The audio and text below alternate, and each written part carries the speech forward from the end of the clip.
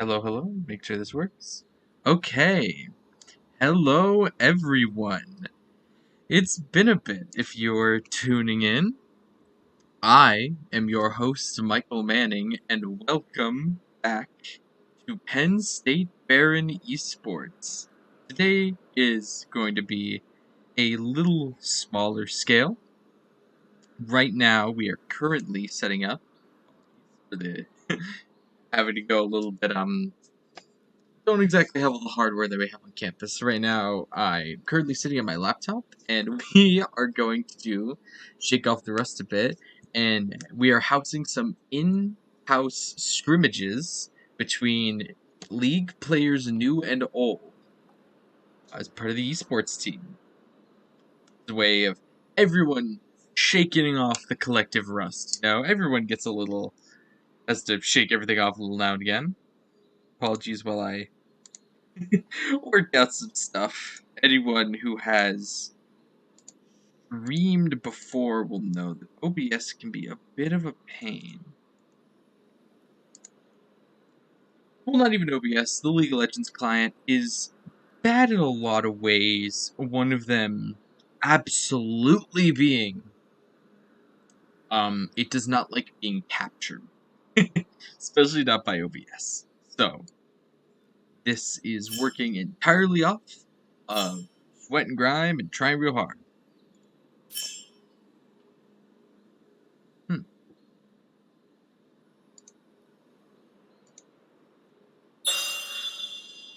Okay, apologies. It looks like we're going to remake the game. Typical. Again, another thing with the League browser is that custom games can be a little whack sometimes. Okay.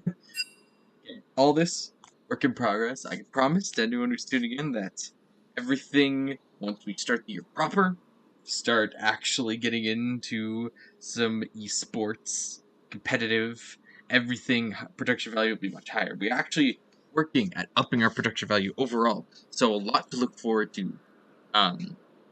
Anyone interested in following Penn State's esports? The black screen? Again, just working out some stuff. Ignore that. Apologies. Gotta wait on that because I'm waiting. Because we are all waiting on the draft lull.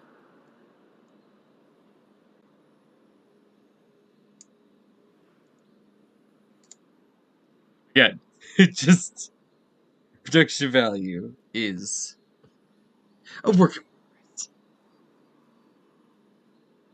Sure, everyone is understanding of that.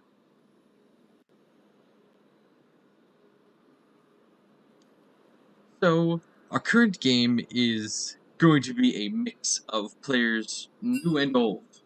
Nobody here's old, but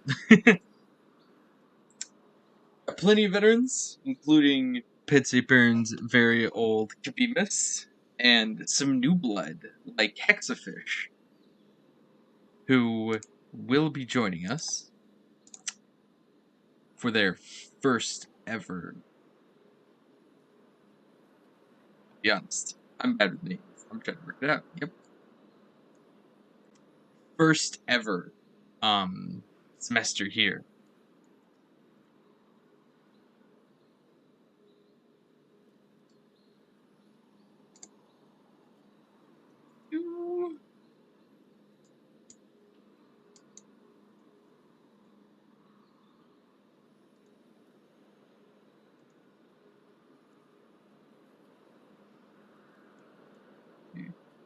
A little bit of live editing. Here we have what, for those who don't know, most players, even competitive players, don't own every champion. In order to solve that issue, we utilize a website called Draft LOL. And Draft LOL allows teams to do the proper competitive draft without actually owning each character.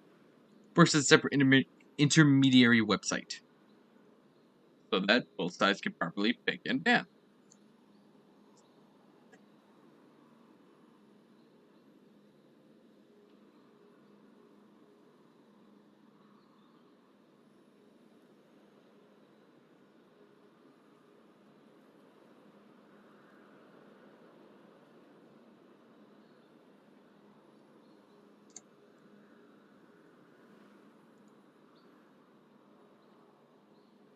Like we are still waiting for all the players on both sides to join the Draft LOL session, but not be waiting long.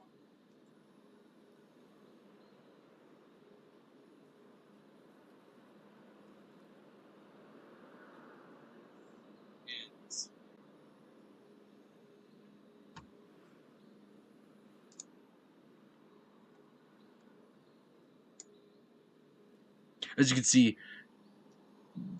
providing for players that don't, Draft LOL does provide views of every single champion, and allowing works a lot like League's normal tournament mode pick ban, essentially. We will be starting draft in about 4 minutes. So in the meantime, we can discuss what we might see today. So, since we last, since you last joined us, League's going through a lot of balance changes. League is always going to. It's a live game. It prides itself on a flowing, shifting meta. You'll have a couple anchors, a couple characters who are fantastic at what they do, and there's frankly no getting around that. But there's always shifts. You're always going to see some characters more than others. The most contentious and known big update that we got was the durability patch. And long story short, League of Legends durability patch shipped about a month ago, and it pretty much does exactly what it sounds like. It buffed defensive stats for pretty much every single character. It essentially had the goal of making everyone harder to kill. And while that might sound like a interesting decision, a lot of players have been complaining for a while that squishier classes like ADCs were in a really rough spot. It was very easy, especially for assassins and even high damage tanks at times, to just get on an ADC and wipe them from existence. No chance, or very little. A lot of people complained of a just not equal effort being suited by both players, and so in order to counteract a lot of that, and with Scrimmages, the durability patch. Now, that does exactly what it says on the tin. Everyone is harder to kill, and that disproportionately helps out some classes. Tanks, they don't really care. It didn't help tanks too much because, hey, a tank's whole job is to be hard to kill. So bumping up their armor or magic resist a few points, that's not going to change a lot. Contrast, ADCs are having a bit of a better time. Squishier champs, especially mages, are seeing a lot more play, simply because it's easier to survive overall, early and late game. But especially, it really helps out with that early game. And definitely the people who are benefiting the most from this are enchanters. Enchanters being those very specific, highly backlining supports that you commonly see in, support role. Your Sonas, your Seraphines, who's even seeing play even more so as an APC now. Renatas, Lulus, Namis, all of them who are already seeing pretty decent play just for their sheer reliability are seeing even more now because, hey, not only, it's easier to heal someone if they're not dying anyway. Like, the counter to consistent healing was and always will be high burst damage. If it's harder to burst people down, then healers are going to be better. Just makes sense. And that has led to some complaints from certain parts of the community, but hey, any meta isn't going to benefit everyone. it all depends on, like, if you play the characters that meta benefits, then you're gonna enjoy that meta more. That just makes sense. That's just how all games work. And right now, enchanters are really enjoying their time in the spotlight. So don't be surprised to see, and a lot of characters, a lot of squishy characters are being played support. We've been seeing a lot of Misfortune and Ash support, even utilizing inherent burn from items like Leandri's Anguish, or the follow up provided by items like Imperial Mandate. Really, they are slotting in perfectly into that support role.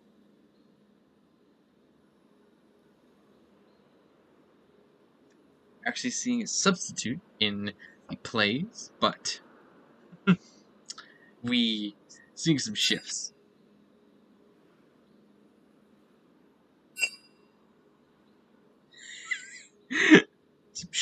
some in-house shit. The creator of the game, actually, Zan, is being swapped out for Penn State Behrend's own Swifty 12.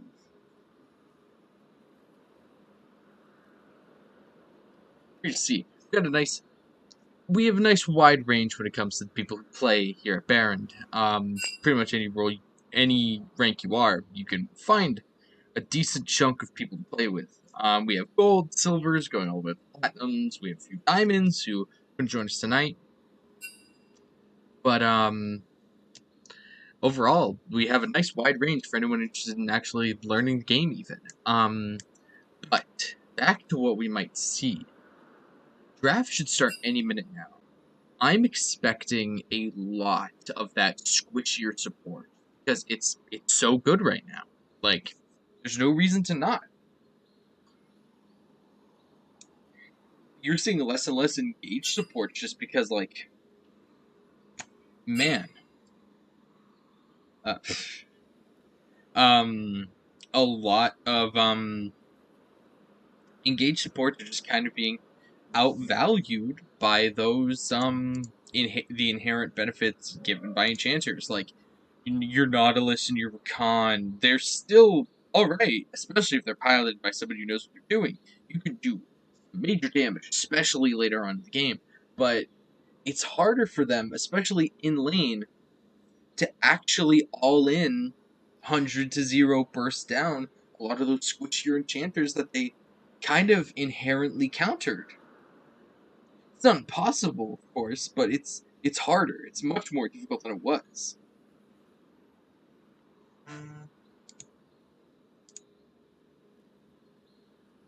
And it's not just the enchanters who are thriving in this meta. Mid lane is seeing a lot more mages. You're scaling mages like Azir and Vhagar and Syndra, these characters that, as long as you could survive the early game, you were going to scale and utterly dominate with your just sheer imposing damage. They are very much enjoying. Like, I haven't been playing League for too long, but Victor, I haven't seen him in a better spot.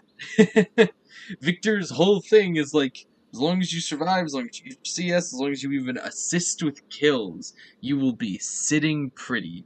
And now that it's so much harder to actually kill Victor, especially with how hard he is to kill anyway, he is very much enjoying it.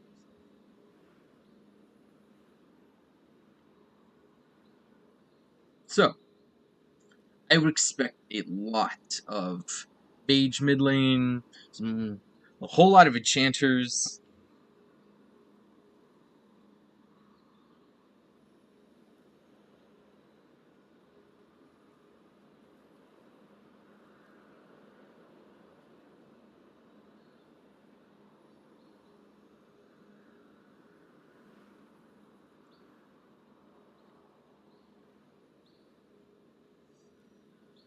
Jungle is a different story.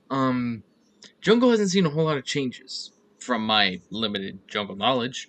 But it's pretty much the usual suspects. You're seeing your Rek'Sais, your Viegos. Pantheon recently got a jungle buff that is allowing him to clear much faster and just being better in the jungle role than he was, which is always going to be nice. Still not a fantastic jungle, but he's a great duelist. And having him, his job is to crush his, even in like when he plays mid lane and top and support, his job is to crush his lane and just roam around and help get his allies ahead before he falls off. In his jungle, he can do that pretty well as well. It's just a little bit harder. Because jungle isn't probably the most inherently difficult role in the game, at least in my opinion. So you're seeing a lot of the standard jungle picks that we saw. Yi got some huge buffs a few weeks ago, but those were, some of them retracted. He's still sitting in a very nice spot right now. But he was not as strong as he was not too long ago.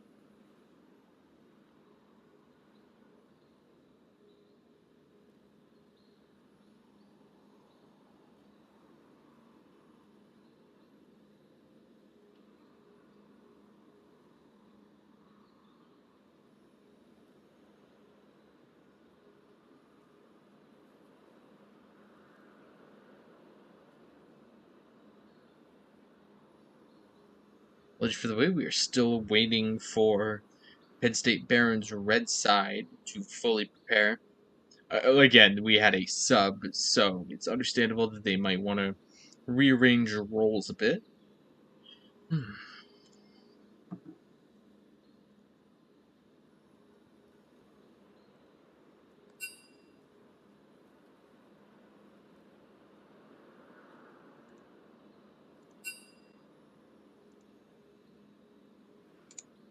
Oh, crap. Well, we have started draft. I was not informed. My apologies, folks. Should have refreshed the page. But as we can see, even now, well, we are seeing some, not enchanter, but there's some squishier folks hanging out. Sivir recently got a small rework, focusing on shifting her away from the lethality build that she was sitting at, more towards a crits focused build. Still extremely effective. However, Jeff Paul's a bit shoddy. Sometimes you just need to refresh it to make sure you get the actual picks. But yeah, we can talk about that later. Let's talk about bans first. So Talia has been sitting very pretty, especially with a lot of the durability buffs. She has been pretty devastating, and aside from just her own reworks, how with Riot reworking her worked ground effect to, instead of being a detriment, being a potential boon with those enlarged rocks. She's been seeing a lot of play, and she's been very effective in the right hands. So, not a like completely understandable ban by Blue Side, alongside Jax, who is a very like easily identified just lane stomper. And Heimerdinger, who can be a little frustrating to play against, whether he's played top, mid, or ADC. But not, he's particularly powerful in the right hands. He is another case of keep him alive, he does his job, he just rolls. Looks like Blue Side didn't ban a fourth. I'm 99% sure that in game we will see them ban a fourth player. Not a fourth player, but a fourth character.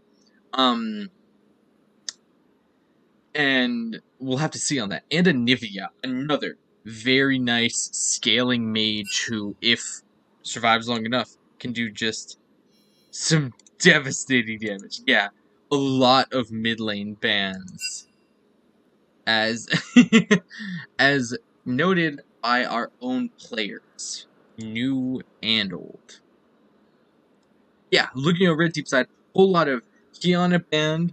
Kiana banned makes sense. She's very, very powerful right now. So, like, Kiana is a character who has to be Nightmare to balance just because she's very difficult. But man, if someone knows what they're doing, utterly devastating. Like just a terrifying assassin. Twitch, a just constant threat in bot lane with how much damage he can do. building AD or AP, mostly AD, but he's just a monster. And Vagar, pretty much the paramount of alongside Kassadin, the monument who just made mid lane scaling. As long as the game keeps going, Vagar is getting stronger. And it makes sense that you just do not want to deal with him. After that, in the second wave, we have Zeriban, a new addition, pretty recent addition of the game, who is pretty, like Twitch, just completely take over if given the opportunity. Like, she has so much mobility, so much damage, especially with her reworked W, which is the long beam that's fired if you fire her W at a wall. It crits now, and it does 1 billion damage. So that ban makes a whole lot of sense. And after that, Karma, another mage, mostly support. Not full enchanter, but a nice mix, who has options for pretty much anything her team might need.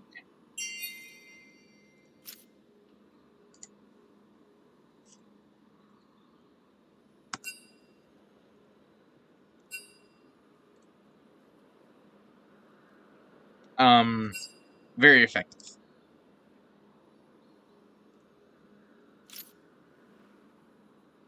Looks like we might be hopping into the in-game draft. So, we can talk about the actual pick that each team made, instead of just their bans. Cut to that. Here, again, with how the tournament mode is set up, we need to actually sit through the bans proper. There goes Jax. Again, utterly devastating lane bully. You guys can see that. Forgot about You are right to fear my greatness. Just want to make sure it's not too loud for folks. There's Kiana, again, like we discussed, that devastating damage. A lot, as noted by even our players in the pre-game lobby, a lot of mid lane bans. Mid lane is like mages and scaling have just overtaken, and it being harder to die means that it's a lot better to roam a lot of the time, just so you can help deal with some of those tankier targets. And now we get to the actual picks. Okay, I guess Anivia was a pick, actually. I don't know if that's a mistake or not, but we're gonna have to see. I was under the impression she was a ban. But, yep. Yeah. Looks like we had to, about...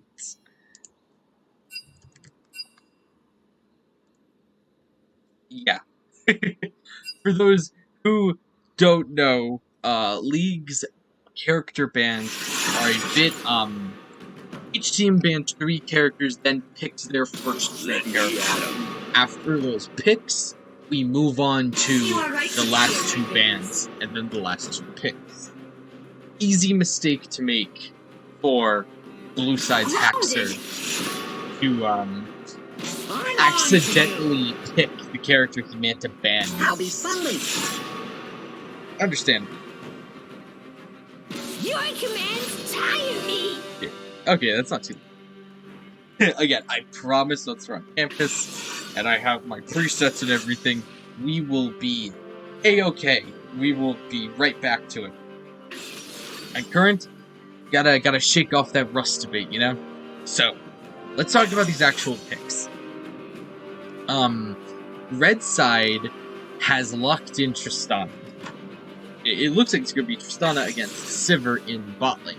Now, Sivir, thanks to the crit scaling changes and the changes to all of her abilities, she's a bit weaker early. She was always kind of a little weak early, aside from her huge scope.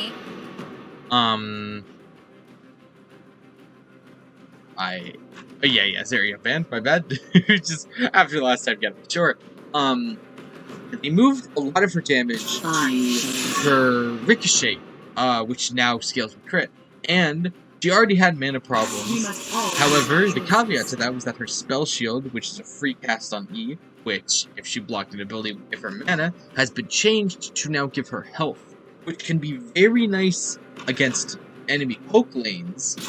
However, that loss of mana is huge. Like, not having that inherent mana is a little rough, especially since Sivir already struggled with that. Conversely, Tristana is just a monster throughout the whole game. Her, like, level 2 Tristana all in, as soon as she gets that rocket jump, especially with a support like Maokai who could just lock you down and even shoot towards her, can be devastating. And if she gets that ball rolling, if she captures that lead early, it's a nightmare. Like, well and truly, just incredibly rough to fight. And Tristana, that isn't like she's not early, like she's not Pantheon where mega strong early and then falls off a bit as the game goes on. Tristana is, I'm gonna kill you now, and then later in the game I'm gonna kill you just as fast. Unless you put a stop to her forcefully, unless you stop the Tristana from scaling, like as long as if you let her play her game, you're going to be playing Tristana's game the whole time. The whole match is going to be Tristana's game. And that's not what you want.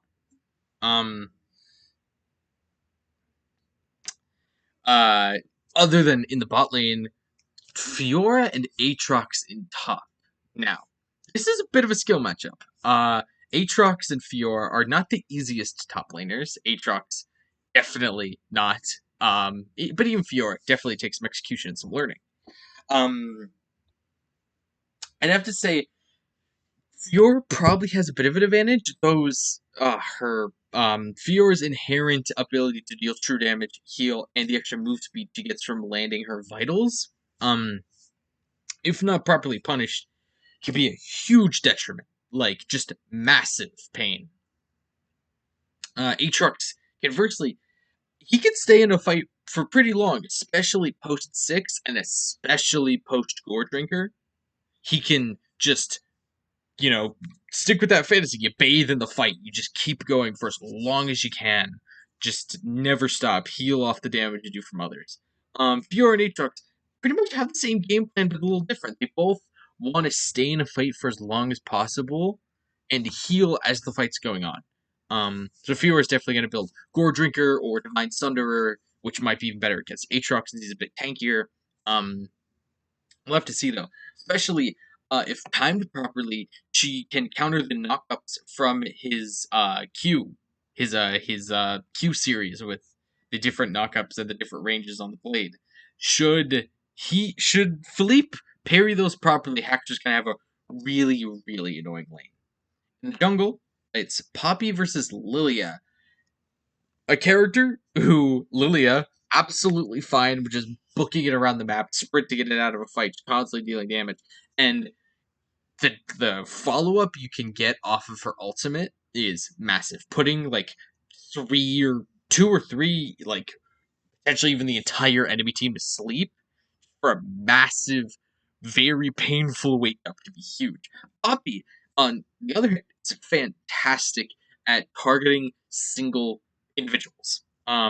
With the stun she gets off charging them into a wall, through her ultimate just removing commonly one, but it can be multiple players from a fight to make it easier for the rest of her team as the enemy has to trudge back. Huge, like very like big potential there. And mid lane is like we were talking about. We're gonna see a lot of mages. This unless there's another huge balance change, which there very likely won't be. You're gonna see a lot of mages this meta. Hi guys. Vladimir and Azir are two perfect examples of that. Both of them are just devastating battle mages. Azir definitely is a bit more difficult just because of execution. However, if Azir Especially with that first strike. There's some confidence there, especially into Vladimir. Doesn't have the worst range in the world. There's some confidence there. As long as he can perform, he can be devastating. Okay, perfect. We are up. Awesome. Just want to make sure the game capture is actually working. Sweet. Now, again, both mid laners playing mages is exactly what we expected. Hexafish and Trollery both wanting to just, like, they're fine with scaling. They both want to kill each other, especially, like, Hexafish took first strike. He's fine with poking a bit more. Trollery took Predator. He wants to kill him.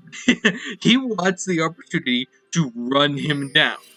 And should Hexafish show should Hexafish show the slightest opening, he will take it.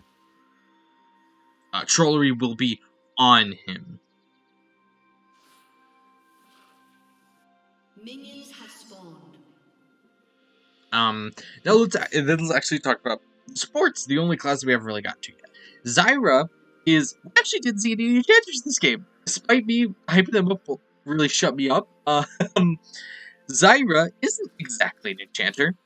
She is much more of just a combat mage. She wants to stay a little bit out of the fight, and immediately, as soon as the lane starts, there's Hexafish using Azir's Sand Soldiers to poke as much as you can. Here's the thing. That might not look like a lot of damage, but thanks to the extra gold he gets off of first strike, anything helps. Especially when the goal is to scale. Anything that helps you get there before the other guy is going to be huge. Ooh, nice early. Nice early. Just bonk. Already a small fights happening in pretty much every lane. There's going to be a lot of brawling. So Zyra, a lot of roots there immediately. A nice root, just looking to poke him down. Maokai's inherent healing through his passive is going to make that a bit easier to deal with. But as the game goes, ooh, that was a fantastic level 2 all-in from Red Side. JC and yeah, let's say Arc. JC and Arc, knowing as soon as they hit level 2 that they could go in. They were right underneath Kabimus's and Kodak's tower, so they couldn't go too far in. If that was mid lane, it could have ended very differently. However, all the poke coming out from Sivir and Zyra, hell, look how much damage it's doing. Tristan is already at half health, and yeah, Tristan's a pretty squishy character, but you gotta play off those strengths. Like, alright, you're squishy. We are Zyra and Sivir. We have a lot more damage than you. We're gonna make you fight. Ooh, that hurts. That bomb's gonna ouch a little bit, especially if it hits Zyra too. Dodging the entangle from Zyra. There's another all-in flash, ignite, and exhaust coming out. All through bot lane. Sivir barely survived through that ignite. However, JC and Arc managed to get both of Sivir's summons. Azir is forcing Vladimir to just wade through damage. Lilia is already down. Cheese is already down, ready to get a nice early gank. Almost manages the double kill, but JC and Arc managed to burn down Kabimus, who I can't blame him for not expecting a Lilia gank that early. It's 4 minutes into the game now, and Lilia's moving her way towards mid lane. Azir has a lot of mobility with his dash combos. However, he doesn't have a whole lot of mana left. Ooh, nice quick trade. Ooh, wow. Hexer is doing great. Like, doing some serious damage. And whenever Q's down, you just back up. You don't want to let Fiora heal even the slightest bit off of those vitals. Some make it pretty easy. Ooh, that parry was timed just not... Like, if that parry had been delayed a little bit, she may have gotten a bit more out of that. But again, hitting that vital. Ooh, mid lane roam. I'm dumb for not catching that. Mid lane roam from Arctic. Forcing Hexafish's. Oh, that's so unfortunate. Forcing Hexafish's flash. It looks like he tried to use the soldier dash away. But again, he had no mana. And Vladimir's empowered Q was up, allowing him to do just enough damage that ignite, his ignite, actually, he even got the kill, that his ignite managed, to burn! This is so unfortunate for blue side. Wow, okay. So, an unfortunate death by Hexafish. That was very poorly timed. The, the empowered Vladimir Q coming up at the perfect time to allow his ignite to just that last little tick finish off Hexafish. Swifty comes mid, trying to avenge his mid laner. Flashes even for it, and manages to get out Trollery's ghost, but it's just not enough. And a very, very good roam by Arc, ensures the kill for Trollery. Arc's greed might cost him, though. Respectful move back in. If he could get something off that route, maybe something could make of it. But Swifty is coming. Yep, coming bot just to finish off the absolutely zero health. JC. Just trying to even up the scoreboard a little bit because thanks to all those plays, 1.5k gold lead already for red side. And if you're 6, you back up. Not even gonna try it. The thing is, Azir can poke. Oh, there's a bit of a fight brewing, both mid and bot. Everyone's fighting. Like, nice quick trade from both players. Top side. However, a early scuffle coming for both the Scuttle Crab and looks like a fight's brewing for both the Scuttle and especially that first dragon. Though blue side looks like it's backing off. Azir doing his job, trying to poke out. Hexafish is poking out Trillery as much as he can. Again, here's the thing. It's Vlad. Vlad is okay with taking some damage because, hey, he can heal. Especially with that empowered Q, he can heal so much health back. And it does so much damage that he's a little okay with all this poke that Hexafish is dishing out.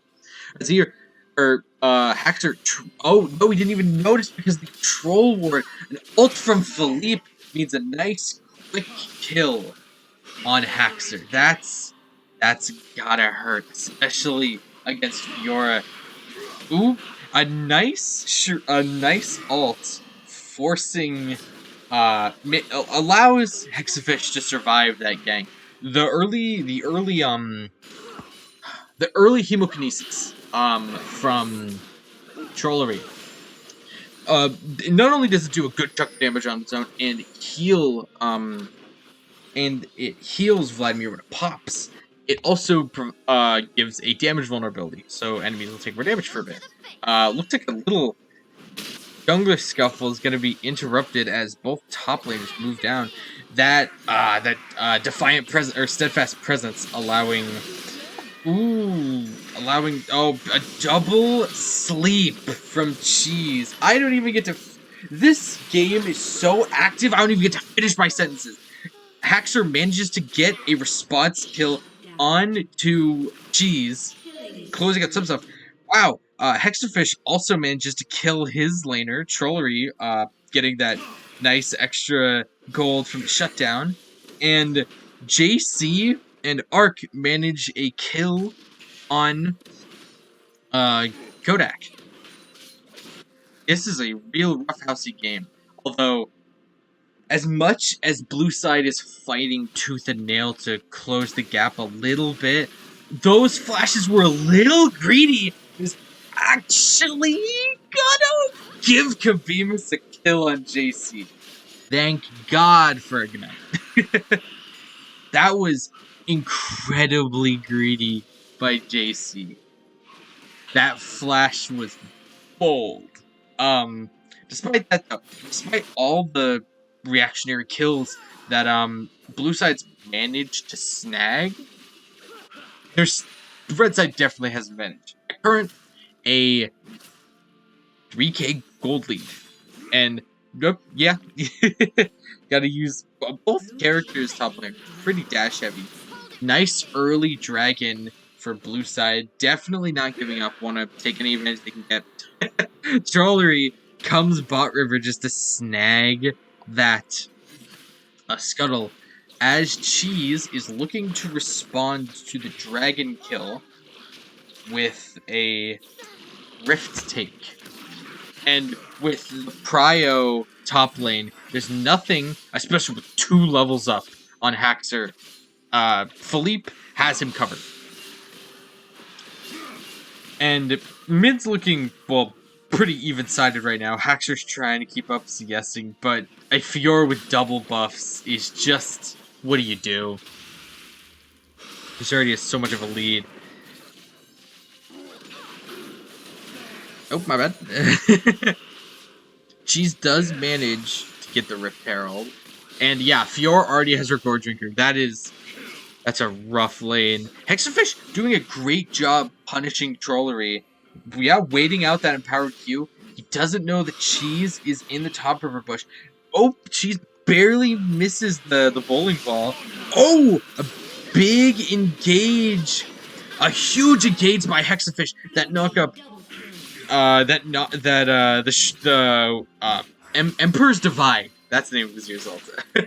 Huge knockup or knockback into a great counter gank coming from Swifty.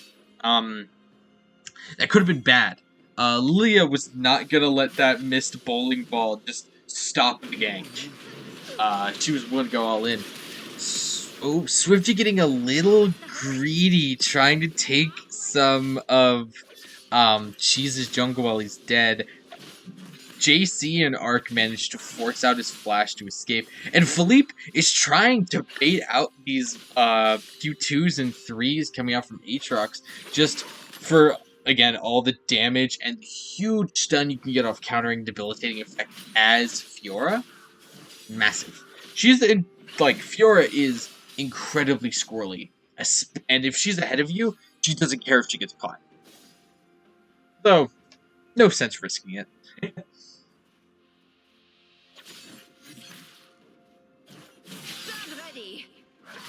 Credit to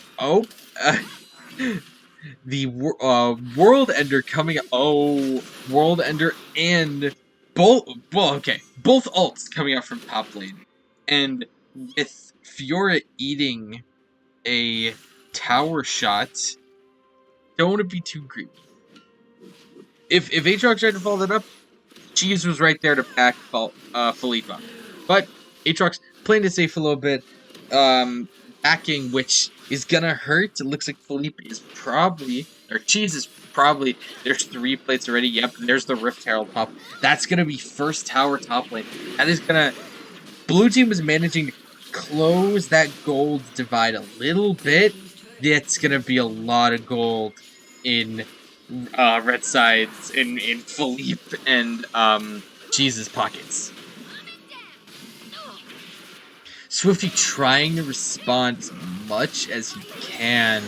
And Haxer manages to get the shutdown on Fiora. A big both support ults coming out bot lane.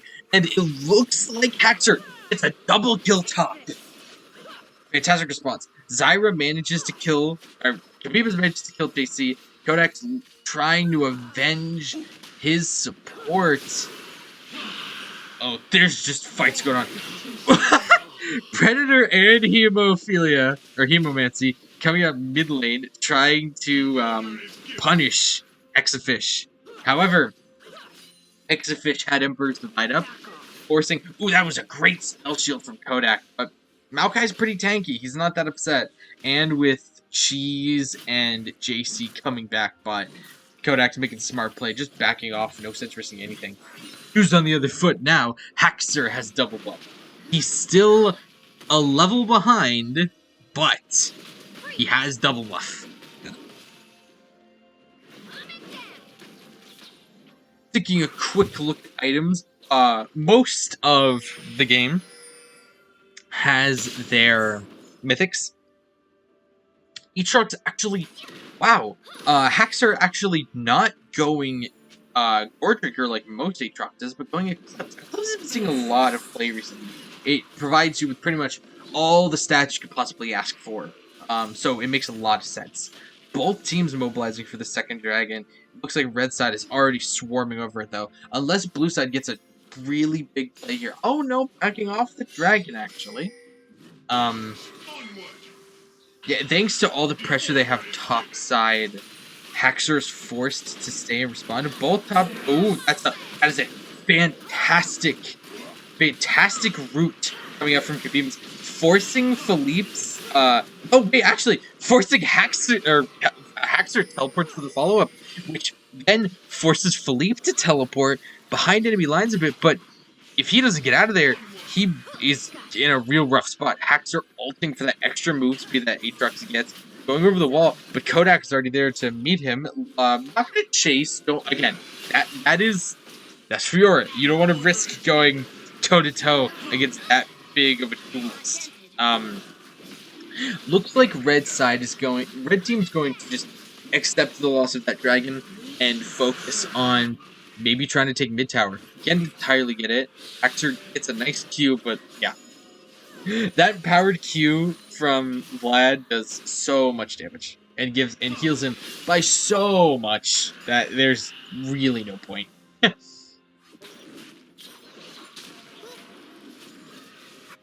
Grievous wounds and anti-healing in general got nerfed a lot during the durability patch. But against certain characters, like, you know, Vladimir, maybe even Aatrox, characters who rely pretty solely on healing their health back up in order to stay in the fight, never a bad buy.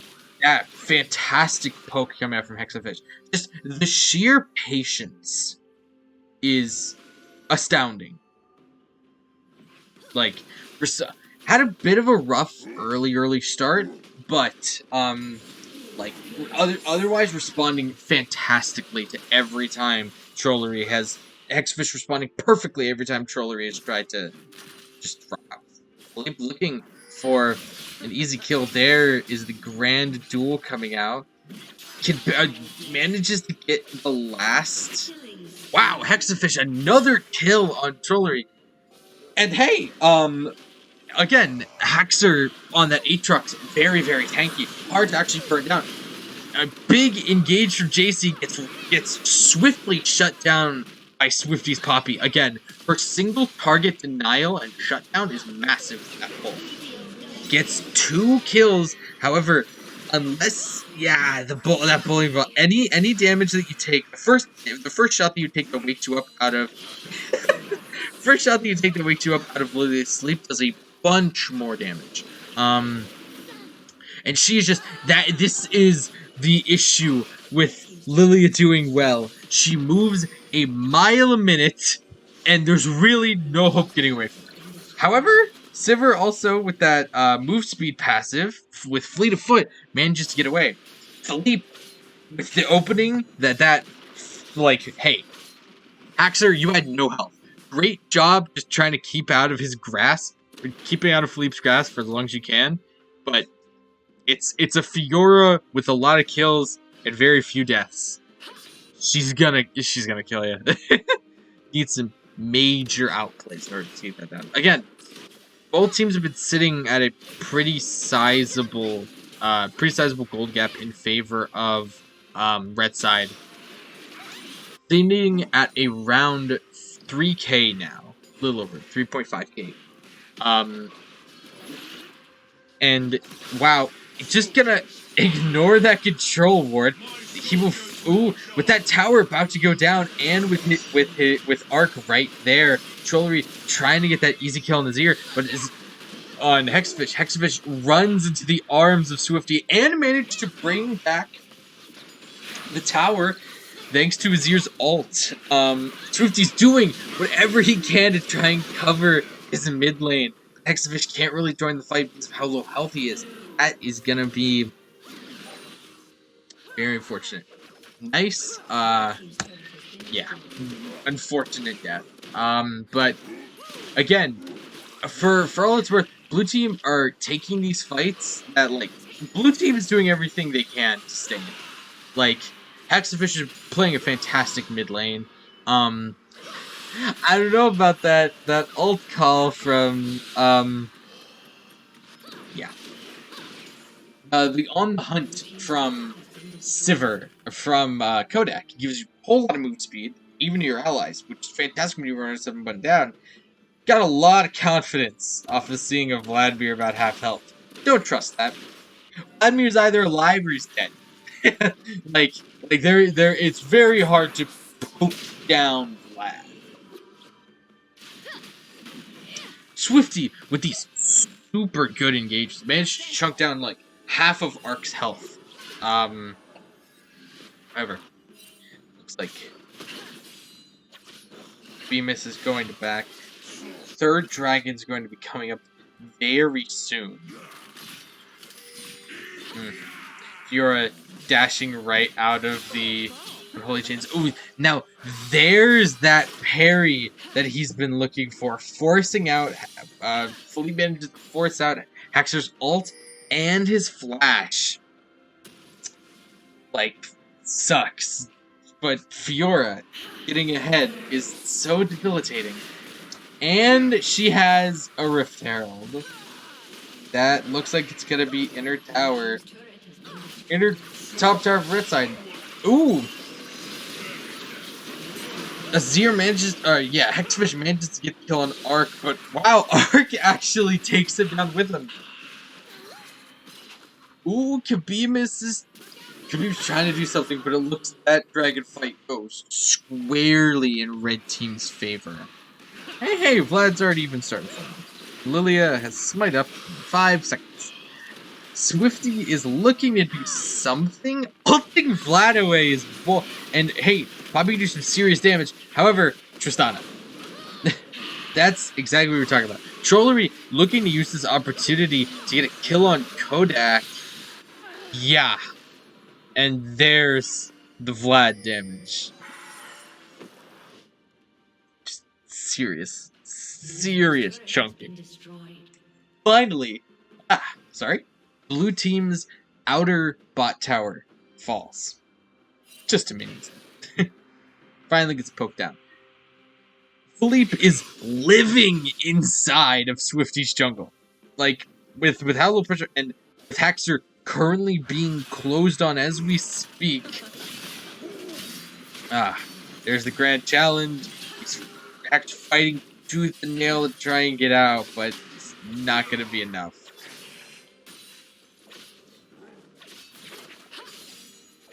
With Fiora getting ahead early and with Aatrox falling behind, that, like, so much top pressure. There's really no fear for Philippe to just go into top jungle and take some stuff. 50, big age of the Fiora, and wow, Lilia with Lilia's ult comes out, and Zanya's just in case anybody tried to somehow burst her down. That is 4 down on blue side. Red team looking to make it an ace. Swifty spiking them, trying to get something out of this, but Philippe, you're such a tank buster. With 4 dead and Hexer being forced to cover top side in him, red team's just gonna take Behrend, and even with that, just devastating. Philippe playing Fiora just so well. Khabib's and Kodak looking to respond in any way they can. However, Fiora. Oh, Khabib's is just out of reach. Giving a 1,000 gold kill to Azir. Now that might be a bad. That could be bad. Again, we're getting longer into the game. About 25 minutes in here, reaching the 30-minute mark. Red team has an 11k gold lead. However, of everyone on blue side, the last person you want to give that shutdown to is Azir. Hexafish has shown as this game's gone on that he knows how to pilot Azir. He's doing fantastically. Oh wow, Gabimus walking right into Cheese, who, yep, late enough, might as well just pop alt to ensure that kill. Swifty looking to move to avenge his support. However, Ark is right there floating with Cheese just to make sure he's okay. And Cheese just taking Swifty for all he's worth. Every single baby Krug. Nice spell shield coming out from Kodak. However, in the meantime, Red Team's just gonna take mid. Exafish is looking to use all this damage he has to some kind of benefit, forcing Trollery to pop his his Hex Tech Rocket Belt. That extra little dash to get him out, but not quite enough. There, just for everyone who doesn't know, Lily is passive. Ah, my bad. Gives her scaling, extra move speed whenever she lands an ability. However, that doesn't stop if you get pinned to a wall by Poppy. No one cares. Oh, here comes Hexafish getting a nice quick response kill on a Trollery. That Zanya's forcing JC to disengage. Ooh, but he flashes back in. Buster Shot's gonna take it though. And Fiora's like, alright, I don't have ult, but I'm just gonna try and end. Yeah, Philippe's trying to end it. Haxer is coming in, trying to get something out of this. However, especially with the Grand Duel, Philippe's just gonna turn around and kill Kodak. And kill Haxer. Wow! Like, no matter what, like, hey, blue team killed Trollery and Arc mid. That's great, right? No, because somebody has to respond. And by somebody, I mean the entire team has to respond to Philippe ending the game. Because he has piloted this Fiora perfectly. Just utter devastation. No shame to Haxer. Like, Philippe, Cheese did come top lane first, from what I caught. I might be wrong. However, that's what it looked like. And Philippe has been able to play with that lead the entire time. The fights were going, like, poking was going pretty in Haxer's favor initially. However, just fantastically played by Philippe. Doing so well on this Fiora.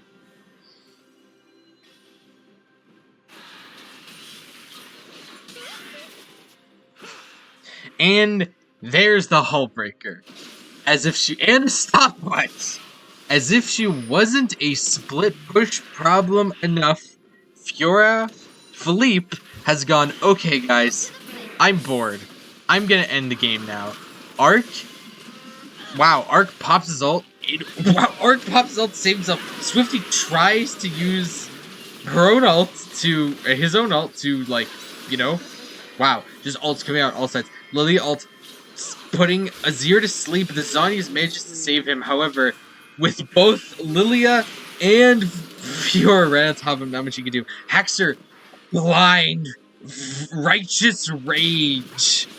I must avenge my mid lane. Gets snuffed out by just the sheer damage that Red Team has right now.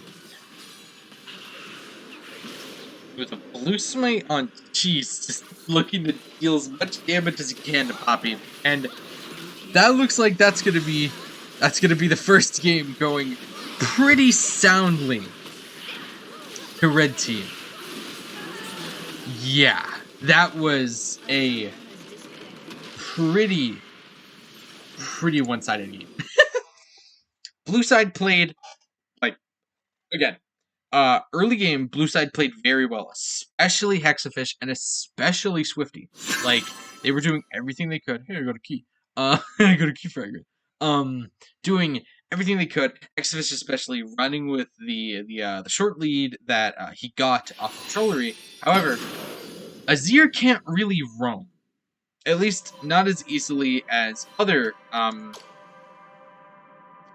not nearly as easily as other not nearly as easily as other mid laners. No, we're not in that anymore. Hello. welcome to Matrix. Hey, if anyone's forgotten, don't forget to get your Prime game. Don't forget your Prime capsules, guys. Um,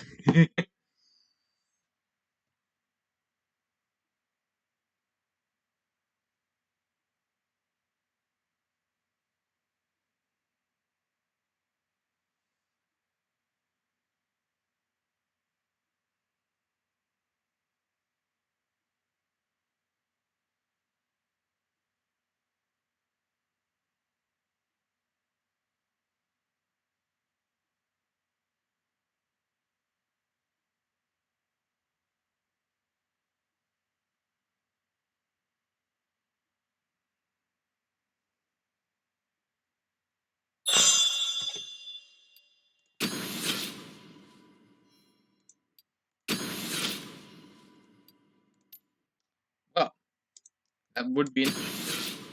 Never mind. Never mind. Spectator spot. I'm actually gonna wait. Hold on.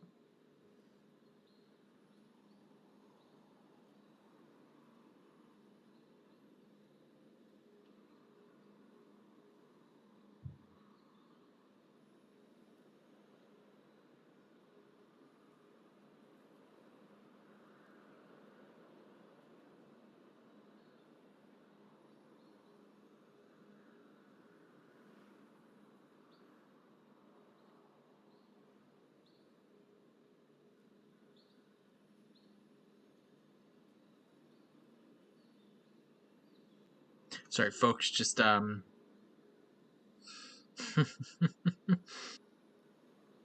questioning some the logistical stuff. However, I believe we will be getting a few more games in. I don't know. Everyone's leaving the lobby. This might be a quick reset, but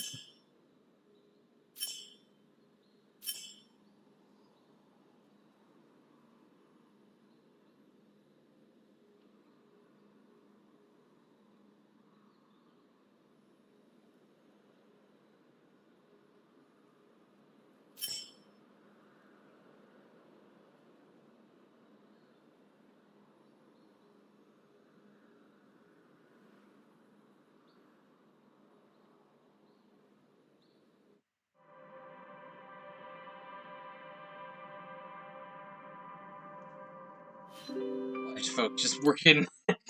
Looks like the game had to reset for some reason or another. There we go.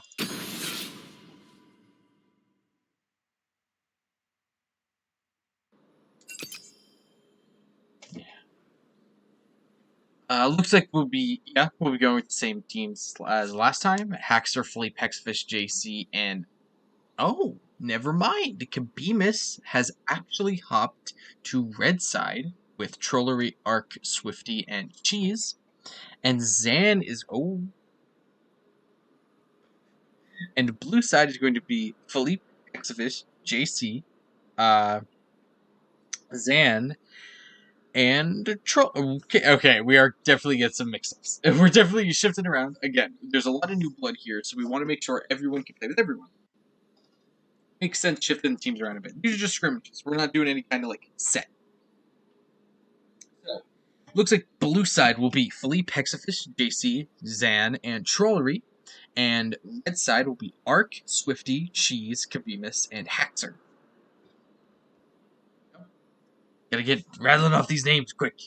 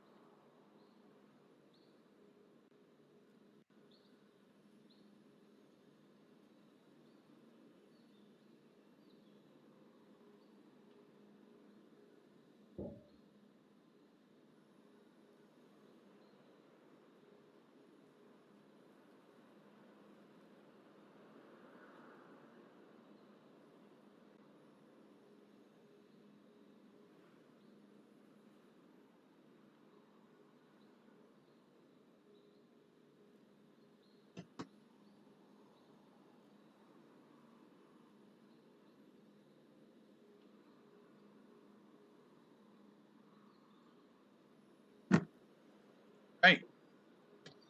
Like we got our next draft.lol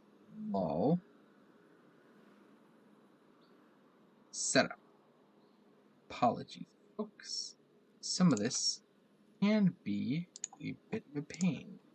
Starting OBS is definitely a process. However, it's a fun process.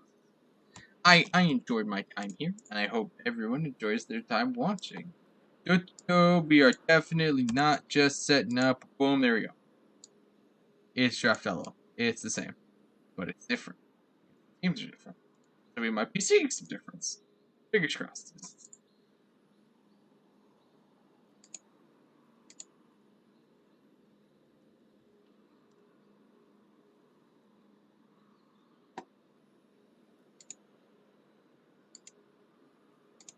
Now, just so that we don't miss it like last time, we want to make sure that we are refreshing a while, and I will keep an eye on what the people say.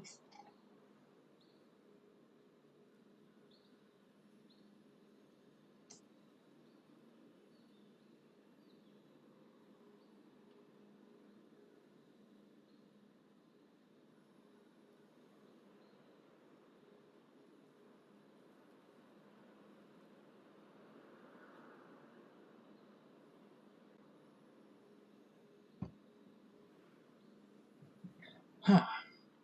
We should be starting in just a bit.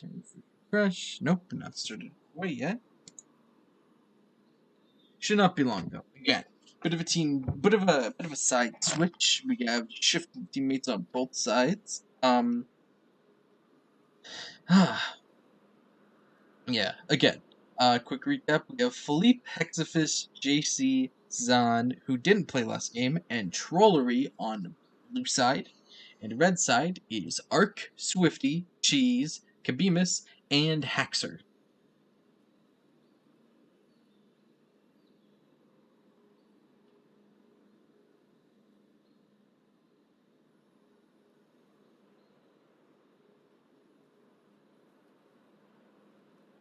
I wonder if we're going to see any role swaps too. Kabimus is well versed in a lot of roles, all throughout League. Although he is primarily a support player. So it makes sense to just put it back in his main role.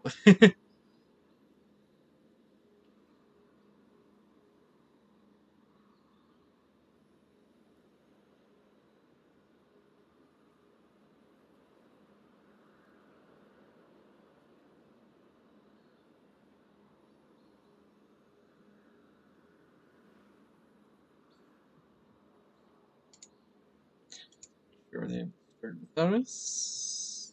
No.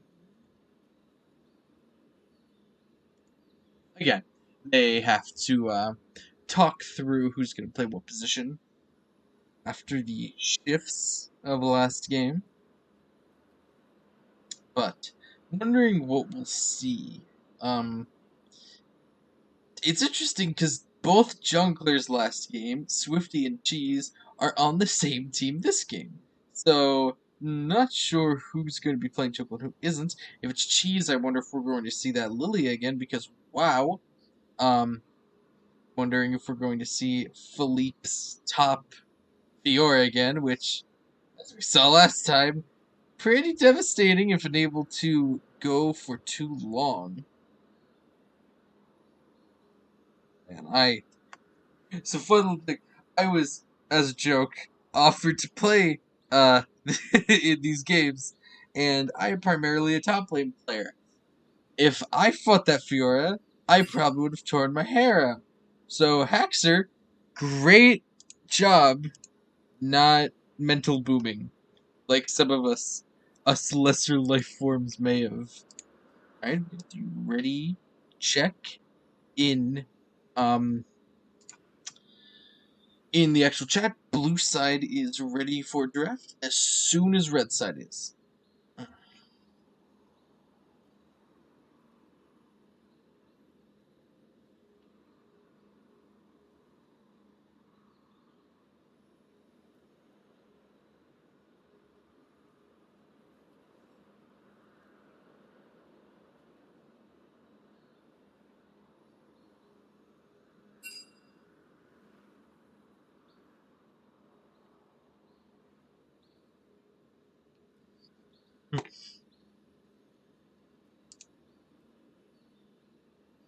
Still waiting on red team.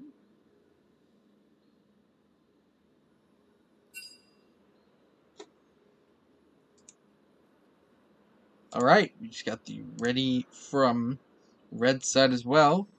Any moment now. Should see the draft LOL page ready up.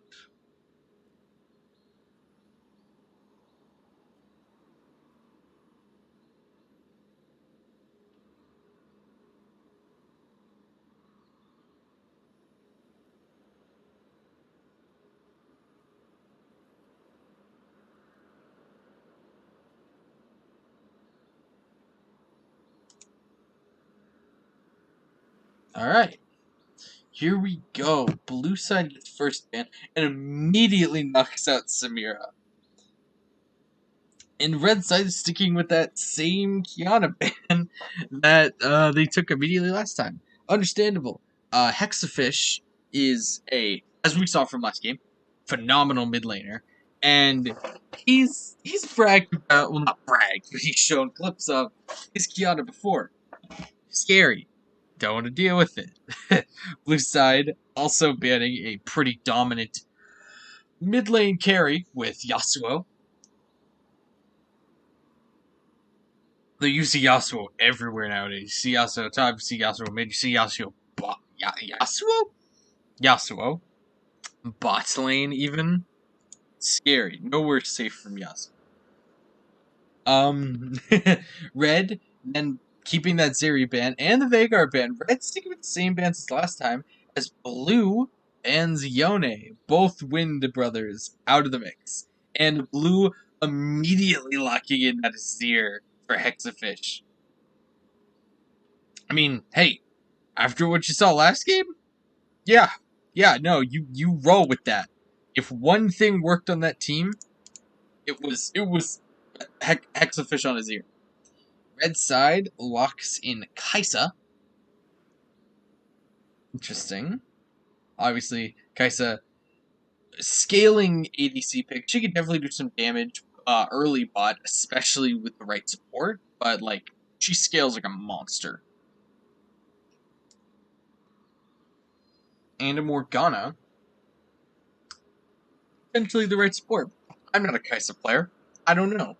But Morgana, can have some seriously debilitating effects on an enemy team, especially with her ult and Zanya's.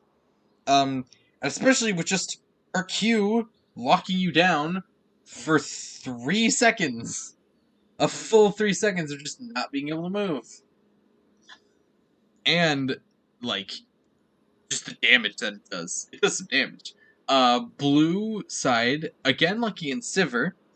Looking like a lot of the same picks for blue side, which is interesting because Kodak is not only not on blue side this game, but not in the game this game. So, looks like someone else blue wants to actually play Sivir.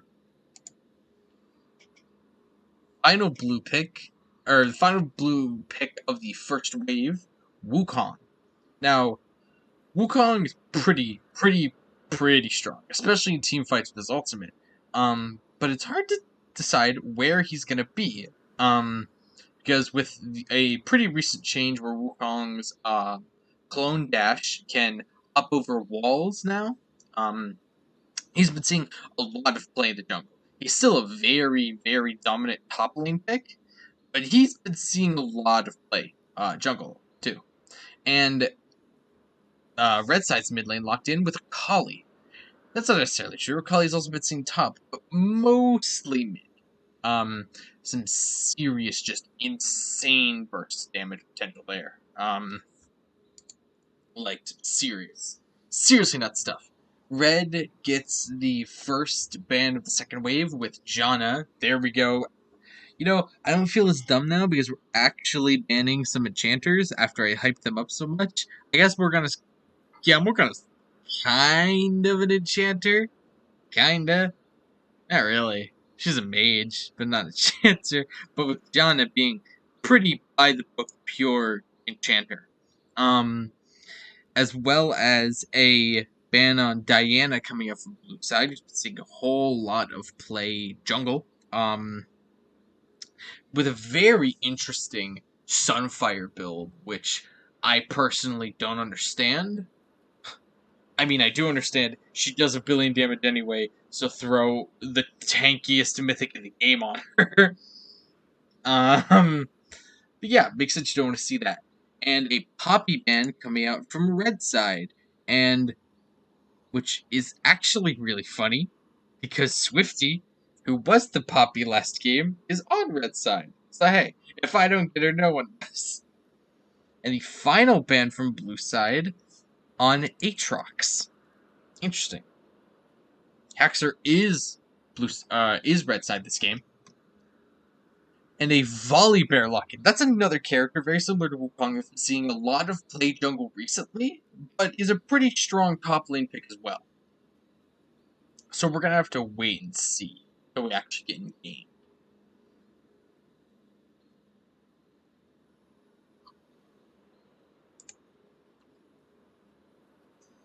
Oh, okay, the Wukong is definitely top because blue side is locked in Fiddlesticks. Unless we're going like super casual draft mode, and that's a fiddle support. but hey, these guys are nuts enough they can play whatever. Like I don't get to talk. That's why they're playing it. I'm over here. But most likely a fiddle jungle, or no, no. Actually, that is a fiddle support with an Olaf jungle or top lane. I'm gonna guess that's an Olaf jungle? That's another pick that's been seeing a lot of play top, but is mostly a jungler. Wow, we're seeing some very interesting picks from blue side. With red side's final lock in Darius confirming that volley is going to be locked firmly in the jungle.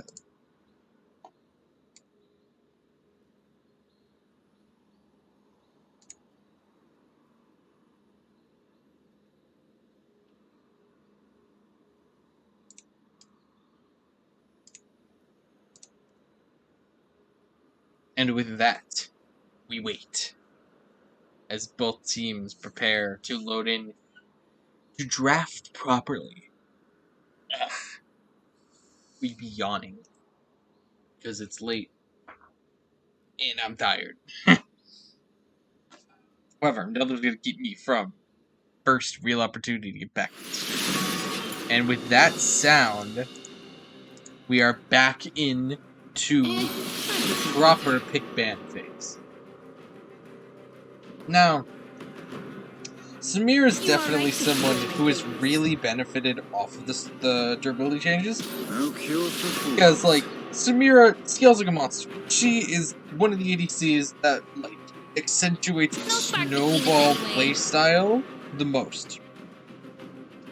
It's a kill early bot and uses that momentum to just take over the game. Your commands tire me! And Kiana, same as last time, just a very annoying, like, super devastating pick. Yeah, ignore me, getting thrown off.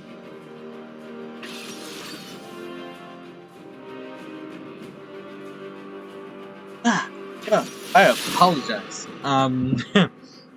Both Yasuo and Yone, manaless, highly scaling, highly carrying picks banned by blue side, entirely understandably.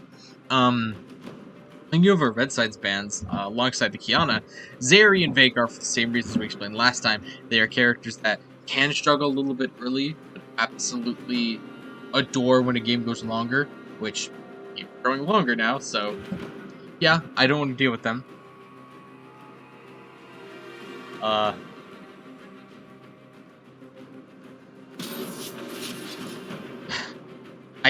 I guess the fans don't entirely matter, Seems you left your brave as long as pants we at all know who home. we're You picking. want me to wait while you go get them? But, alright, Philippe? And there's the Poppy Band, which is funny because, again, Swifty is on red side, but if he's playing mid, I guess it doesn't matter. Yeah, I don't know what's going on with blue side, but Ignorant bro. okay, well there's the Diana band that we were expecting.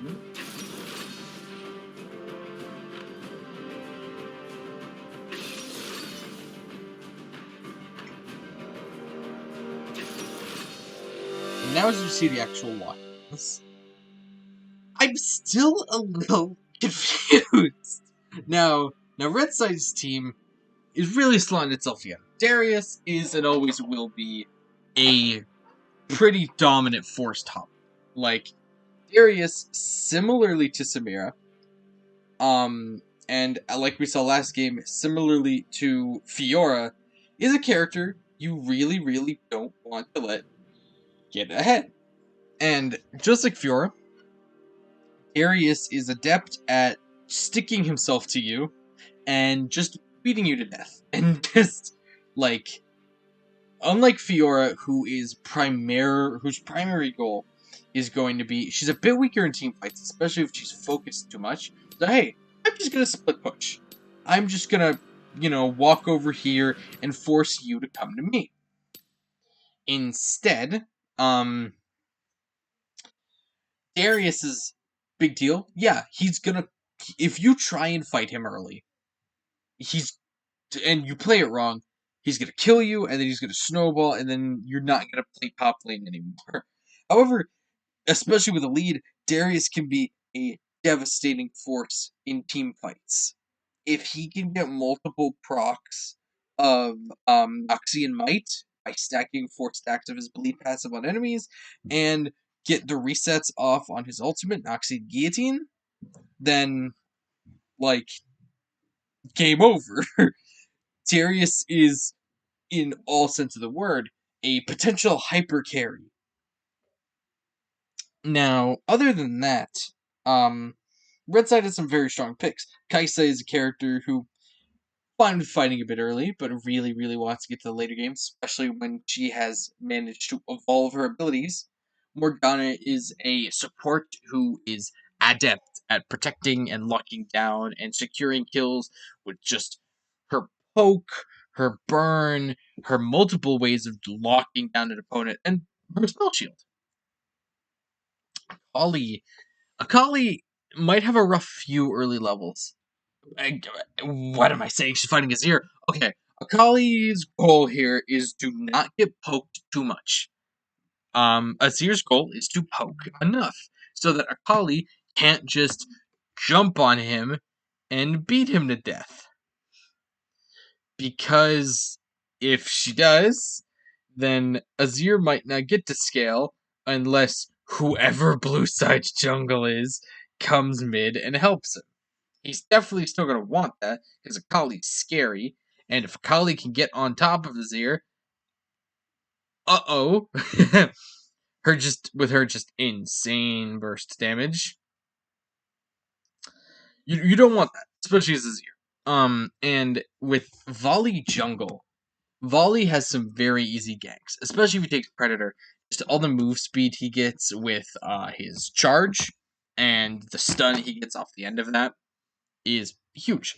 And he's great in team fights and sustained fights thanks to his W and the fact that his Thunder Strike can hit multiple enemies and the fact that his ult can hit multiple enemies. Like, and that it can disable towers. He's a great jungler. His ganks can be fantastic, especially when timed properly. Actually, looking at blue side now, I haven't said as much because I'm scared because I'm not entirely sure who's going where. Pretty positive that Jean on Fiddlesticks is going to be support for JC's Sivir.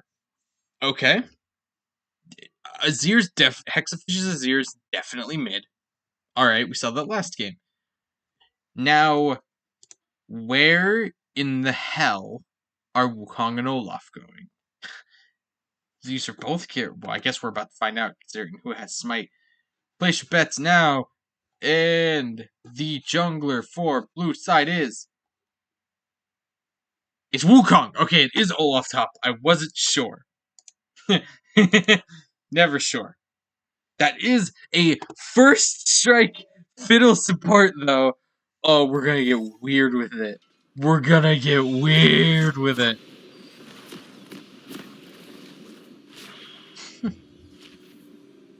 Zan knows something I don't, because that is bold. Oh no, he's back. So here's the thing. Olaf is a character who wants to fight. He's a big fighting boy. So does Darius. I don't know who wins that. I feel like pre-6, it might be Olaf. If he can, well, Olaf can poke you down with his axes. If he can chunk Darius down a bit, he could probably take him. But if it's just a full health fight, that's much more up in the air. It's going to be absolutely down to how these players play it. But post 6, I don't see a world if the two are even. If Haxor and Trollery are completely even, and and Haxor has ult up, I don't see a world where Olaf wins that fight.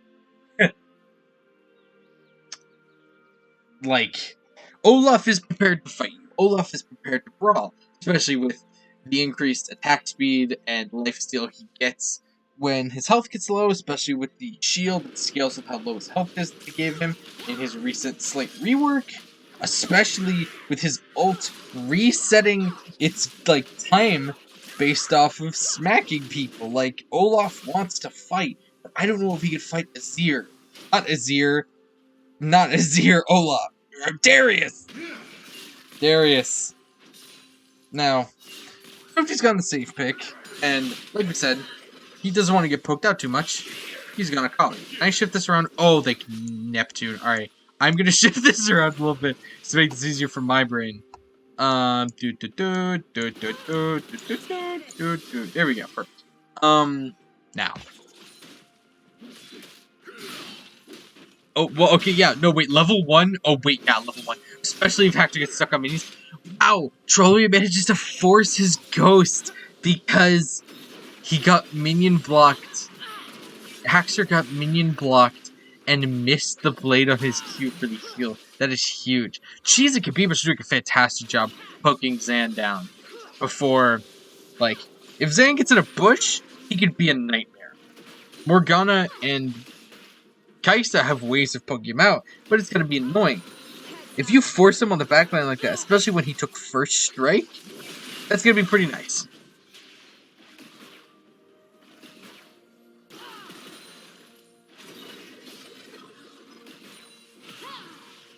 Ooh, Bemis barely misses that Q.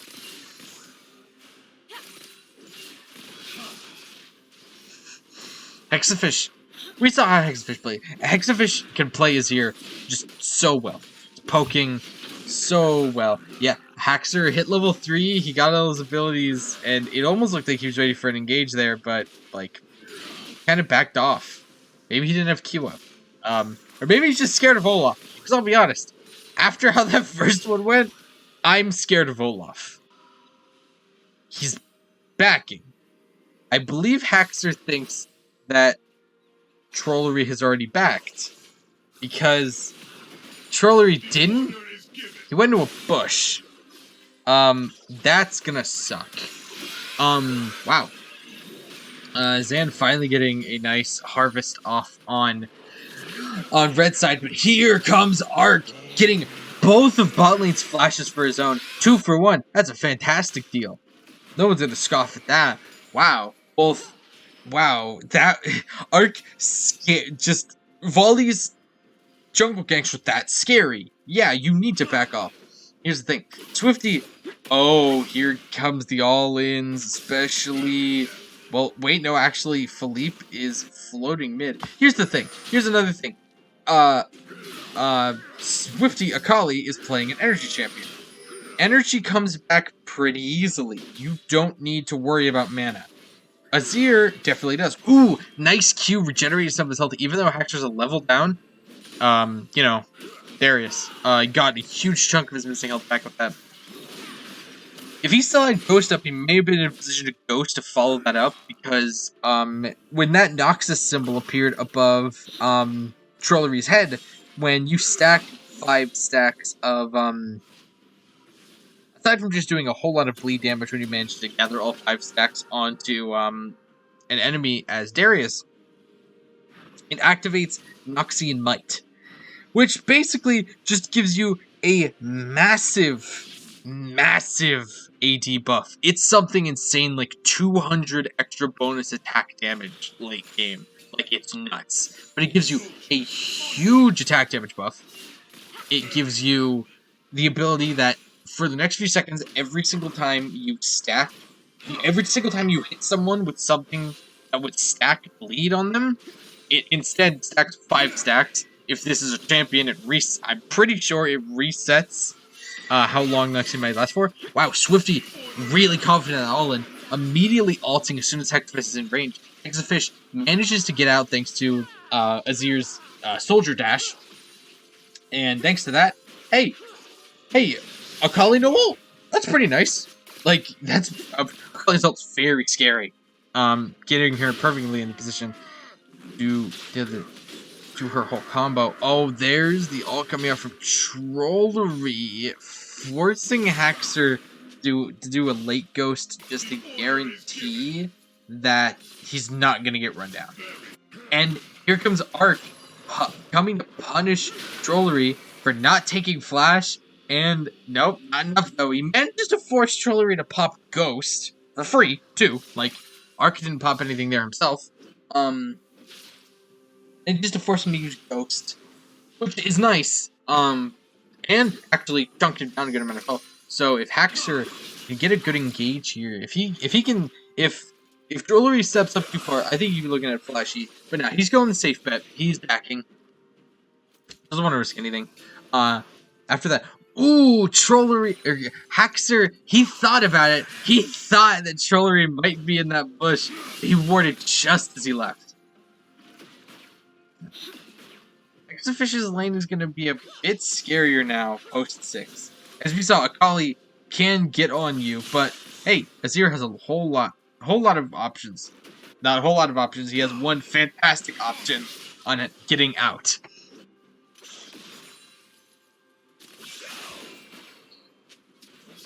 Though it looks like Ark is going to look for a gank on...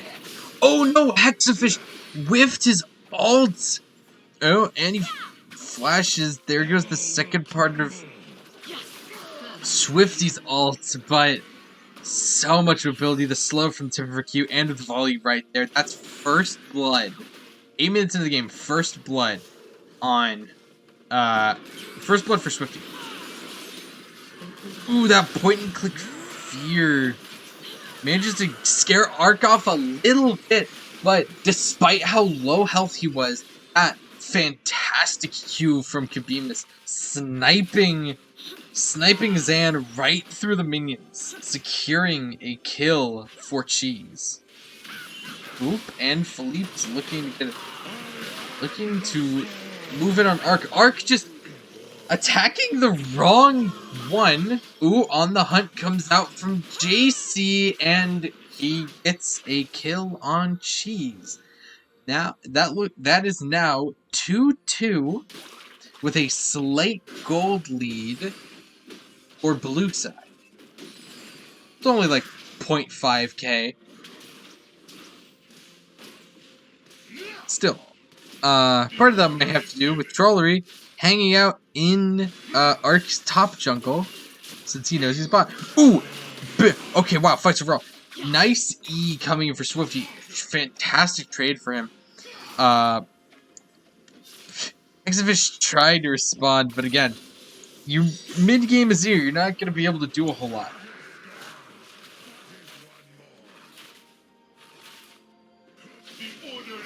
He's got to be careful, though. Ooh, good poke.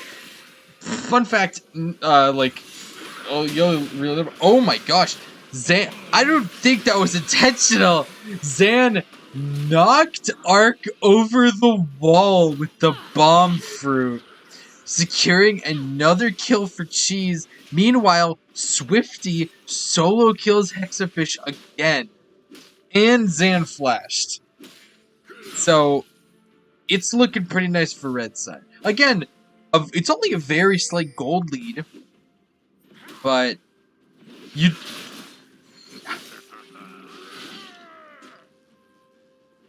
Very well done trade from Haxor. He's finally got into a position, slightly ahead. Right? Is he ahead on CS? No, he's behind on CS. However, he is still Darius, and if Darius is even with you, it means that Darius is ahead of you because he is Darius. There's a couple characters that worked for it, but like Darius is the top lane version of that. Ooh, Trollery ults in because here comes Philippe who has ult up, forcing Haxor's Ghost and Flash. Ooh, nice. Okay, wow, Haxor gets out. Both ults. He got Philippe and Trollery's ult. He got Trollery's Ignite. He got Philippe's Flash. He got a whole lot out of that for both of his sons. And hey, that could have been way worse if he died. But he didn't. He managed to actually get out. Ooh, nice ult in by Zan. Fiddle's ult damage did get pretty massively increased. However, ooh. Morgana's ult managed to root both Sivir and Fiddle. However, JC had a fantastic engage on him.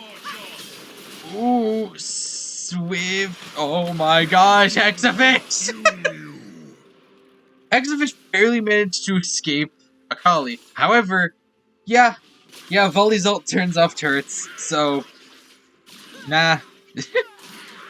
Both teams, despite the kill difference, like Blue, despite being 2 kills down, Blue is managing to keep up when it comes to gold.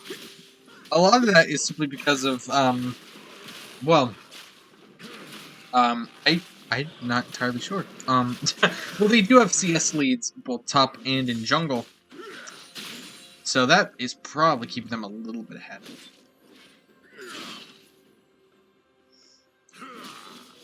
And blue side is playing this perfectly, playing this top lane perfectly. Like, you don't want to let Darius get up.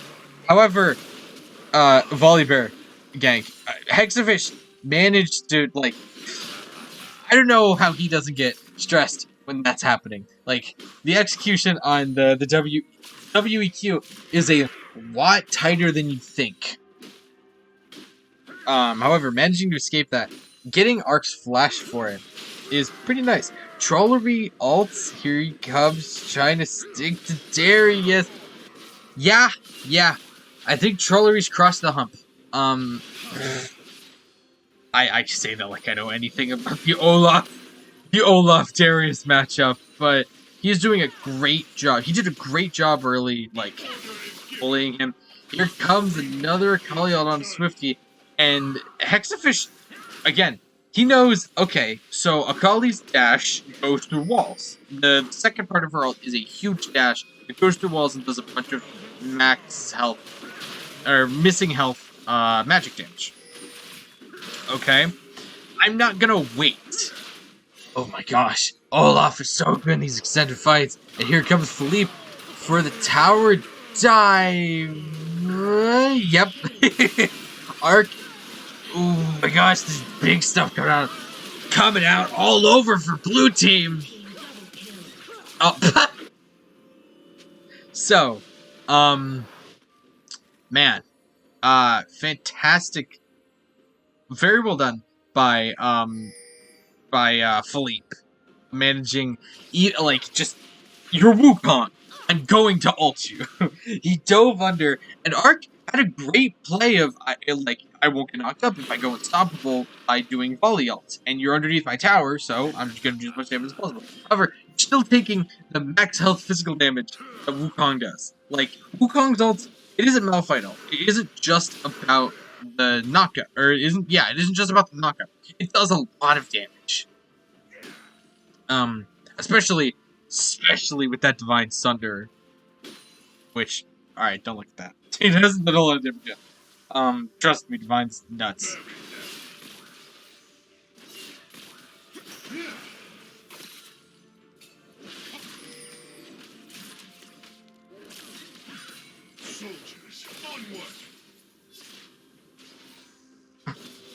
Xvision knows how he has to play this. He's got to poke as much as he can, while with the delicate balancing act of being outside of Kali's range. But wow, Swifty, yeah, they just both mid laners. It's like, okay, Swifty ult, Xfish has to ult in response, otherwise he's dead. And he needs to do it early. Like, he can't even wait it out. Because, as we were saying earlier, Akali ult, the second part of it's a big dash, there's a bunch of missing health magic damage. It obviously goes over that wall. So the best thing you can do is, like, do that before she dashes. Man, and Trollery's playing these traits perfectly. Wow, the audacity from Kabimus just walking up into the Wukong and taking half of his health for it. That's a nice counter get to Wukong. Zan manages to flank around red team, tries to ult into them, but they manage to get away. Wow, guys, man. Okay, Cheese gets the shutdown, and fuck, ignore that. Philippe gets a nice double kill on Swifty and Kabimus. Right? Those two? Yes. Yes, Swifty and Kabimus. However, Cheese manages to get away with a nice shutdown. Gets her Kraken Slayer that she didn't already have. Fiddle gets his Hex Tech. Finally, the final mythic's coming out. Second Dragon does go to blue team. Trollery is... Yeah. Olaf.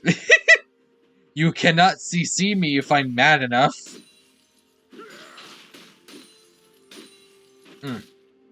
Gotta get back into the play-by-play.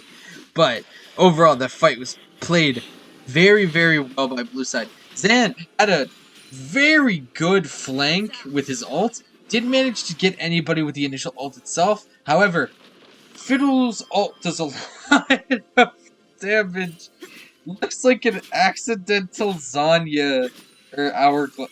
Was that Hourglass? Just Zanya. Wow, no, that was Stopwatch.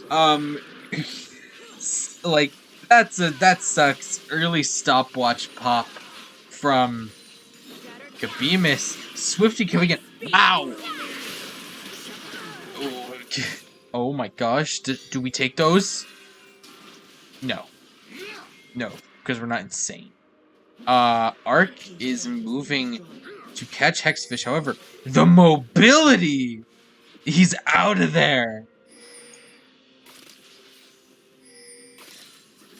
Looks like both teams, top, mid, and jungle, are floating around this Behrend. And by floating, I mean Philippe is beating it up, and here comes red team. Does have ult, though! Okay. Olaf manages to take out... Wow, Olaf takes down Darius, and then immediately after, Philippe takes out Arc. And... Okay, off me tower. Even though you're dead, Zan. Akali manages to get away pretty healthy, but, yeah, she gets away, is gonna try and protect the tower. However, Rift Herald, that tower doesn't exist anymore! Oh, here it comes. Wow! Xfish's movement!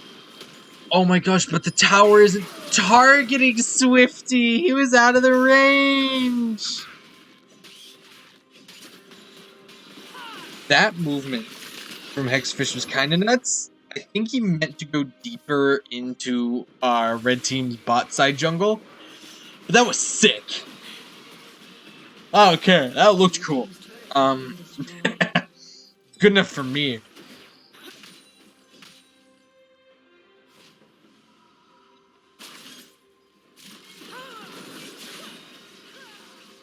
So yeah, this is a very interesting game because like certain members of each team are just very ahead. It's pretty even bot side. However, yeah, that 5K gold lead for blue team definitely coming from the 3-0 Olaf and the 5-1 Wukong. Oh, and here comes Fiddlesticks to kill Morgana. Oh, Zonya's coming out from both supports. Wow, both ADCs kill the other support. And here comes Ark, but Controllery's right behind him. Philippe flanking behind Cheese. Ark trying to get anything he can out of this, trying to take out JC with his final cast. Swifty catches him. And no, doesn't take the E back. Is fighting Hexafish, but 2 levels down. Hexafish barely whiffs his ult. Philippe is here with all the movement that Wukong has. Ooh, falls a second. Swifty might be able to take him out. He doesn't have ult, but Swifty has no energy. Okay, here's the Shroud. The burn! And he's over the wall! Trollery's on the way! Yep, there's Ghost. Wow. That fight, despite being down that far, Swifty gets almost gets 2 kills. Actually doesn't manage to kill Philippe, which is a big shutdown. Like, so that's good. Like, unironically. Running is only half. But like, wow, the movement there. Both of these mid laners. Let me just say, when we get playing properly, keep an eye on mid lane. We have a lot of good mid laners this time. Oh, and Zan gets caught out by Kabimis. Oh, wow, Haxor misses his E. And Zan actually gets saved by Hexafish.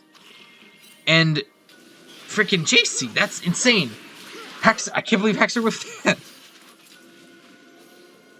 I believe Akali's pinging that as a be careful because, yeah, Zan definitely has the fiddle. Here it comes. JC's trying to get away, but that's another kill for Trollery. Haxor is getting run down by the rest of the team. Flashes over the wall, but Hexafish is coming in right behind him. Yeah, Kabimis and Ark are just not healthy enough to follow this up, and Swifty is not insane enough to go for that, which means the 3rd dragon goes to blue team. Haxor manages to get away, and here's the thing, I don't think you want an Earth Dragon on this team, because Olaf and Wukong are hard enough to kill. I don't think you need them being any buffer. Like, this could be really bad. Ooh, there's Zan. Zan gets the Fear of Kabimis, which debilitates him just enough for Hexafish and JC to follow Zan up. But here comes Swifty! Maybe he is insane. It's a kill on Hexafish. Almost bursts down Zan. Here comes JC to follow it, or here comes Cheese to follow it up. Cheese kills, yeah, Cheese gets the kill on JC. Killer Instinct's in just to secure that kill for himself. Again, the execution from these mid laners is madness. It's so cool. Trollery is looking to intercept this Behrend at least a little bit. Red team manages to secure it. Wow, and Kabimis spawned just at the perfect time, but he got it too. Nice. And with a couple members of blue team still might be no, never mind. Red team's gonna reset, and with this Behrend buff, looks like they have, again, despite the gold lead on blue team, red team's staying in it, and that lead, or that, like, managing to stay in it seems to be entirely from all the CC provided by Ark, Swifty's insane, like, performance, and she is sticky in it. In fact, ooh, that's a 1,000 gold kill for Swifty. That might be the last person on this team who you want to get that. Uh-oh. In response, Hexafish, Zan, and JC do manage to get the inner mid tower. I don't know if that's worth it, though. like, obviously that's worth it. That's a permanent thing. But that is so much gold in Swifty's pockets. It's like terrifying. You like don't let him buy more knives.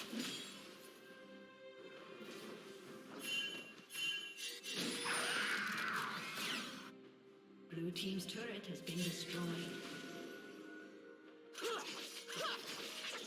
We have a bit of a calm before the storm.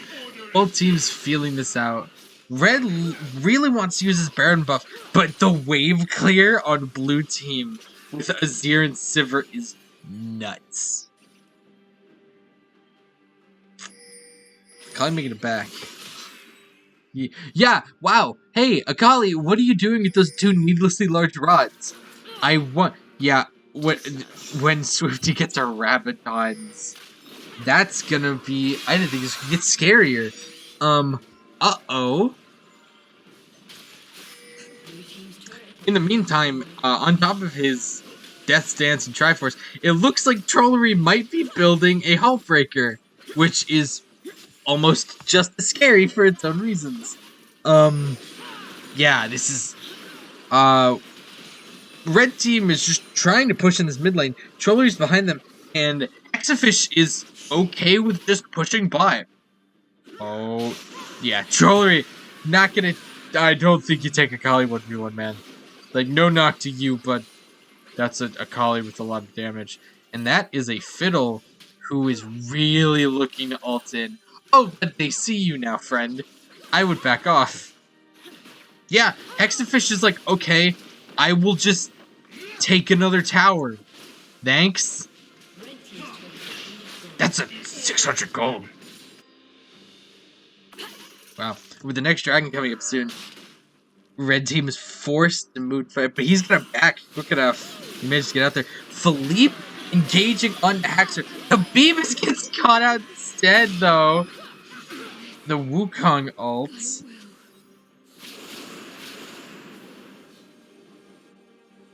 Here comes the third dragon.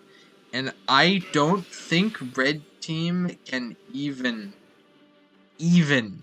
fight this. I don't know if they can. Because, like, they're all there. Olaf is there. They don't have Wukong ult, but, like, it's not that long. Yeah, it's less than a minute now. Thanks for the ping. Thanks for the ping fleet. Less than a minute now. I wouldn't risk it. No, you give that dragon, and with the Behrend buff that you no longer have. No, wow. Hexafish played that perfectly. Yeah, like, okay, fine. You guys are gonna try and, like, wait us out. I'm just gonna go take your top tower. If all 5 of you are there, I'm just gonna take your tower. Like, I'm Azir. I do 1 billion damage to minions. I'm gonna destroy the wave.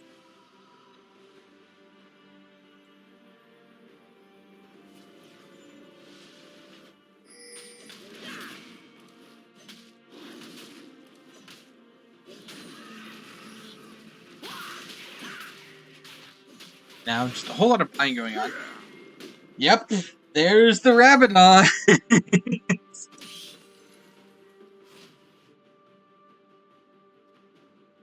That is gonna be scary.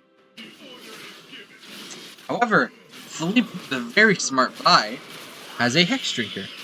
And Zan ults in with the backup from Trollery in an attempt to burn Arc down, but he barely gets away. And he got the blue buff. Worth. Somehow, he got out of that.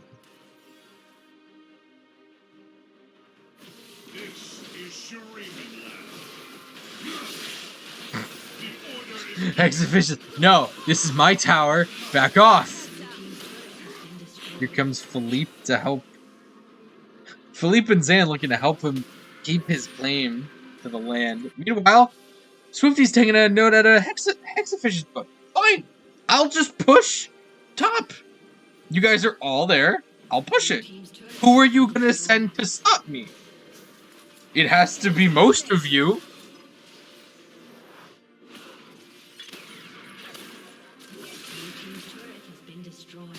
Ooh, and no, the blue team says, okay, fine. Yeah, forcing a TP from Swifty.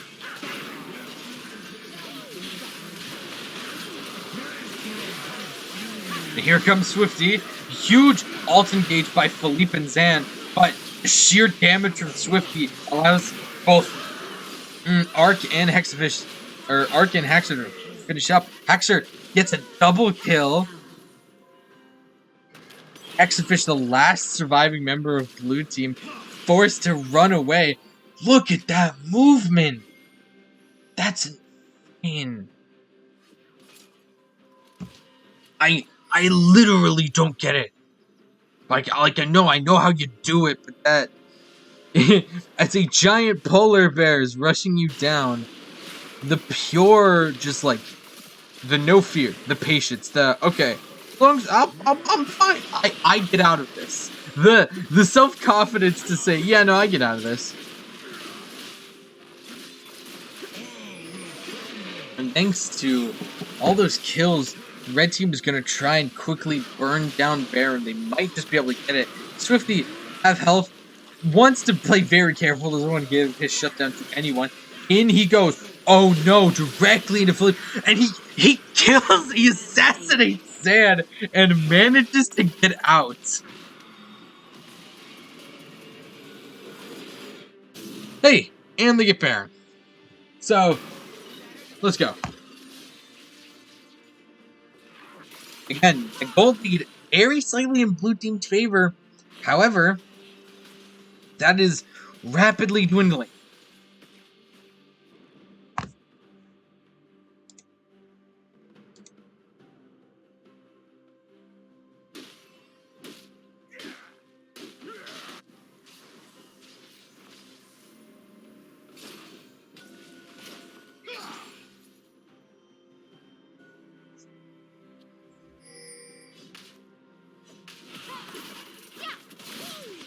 Here comes Swifty. JC pops that.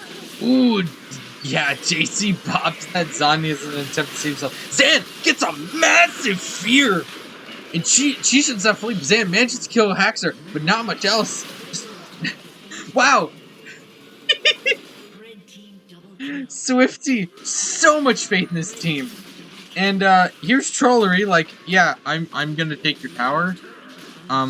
Are you going to try and stop me? Wow. I am Olaf.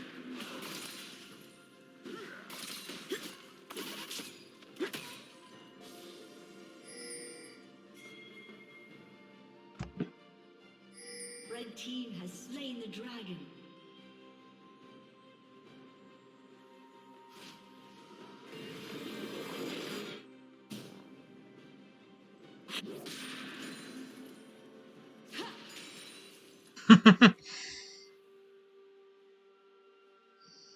But yeah, like, both teams, like, barely any goal difference at this point. Both teams, like, playing this very well. Anytime somebody gets something, it takes something in return. You don't just give up. Swifty, oh no, Swifty is surrounded. Oh no! Wow, that was a fantastic bait by JC. That was like, I don't know if that bait was intentional, but leading him into Philippe and Zan and also Trollery's right. Yeah, no, I think that's just game. I don't think Behrend helps red team here. I think that blue just ends it because so much of red team's power is consolidated in Swifty. But Swifty's dead. And there's Hexafish! Finally, he's like, my moment, my chance to shine. Other mid laner's dead. Me. And yeah, wow. That is, wow, second game goes to blue team. That was, wow.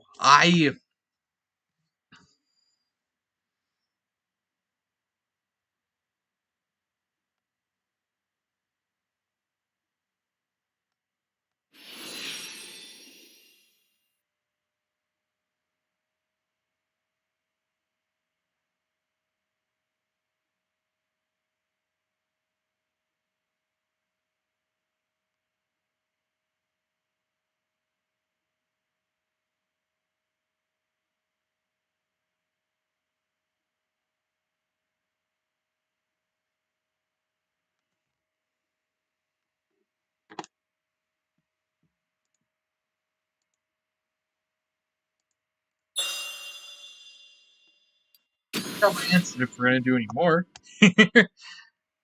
So that was, oh my gosh, that is so, like, I said it earlier, but for anyone who's actually gonna who is going to, I'm sure anyone listening is going to follow Behrend into the actual competitive year.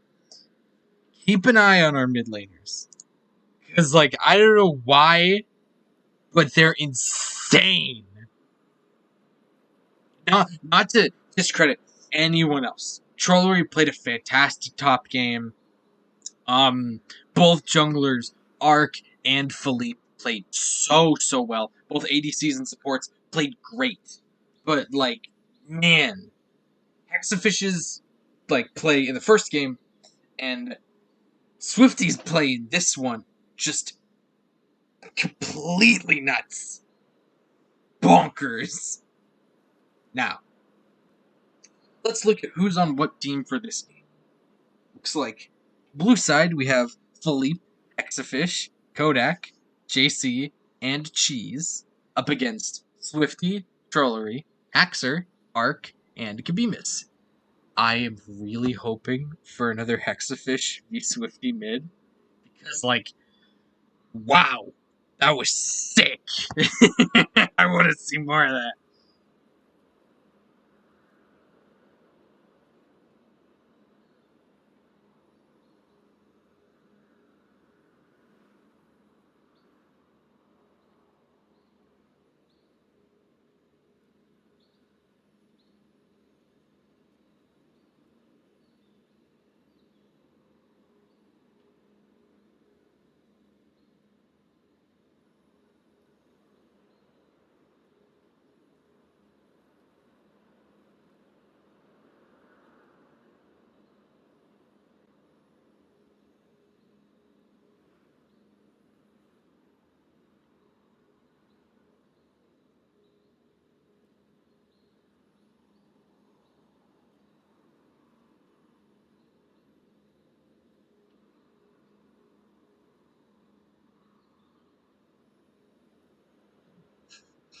Ignore the odd games my Steam friends play. You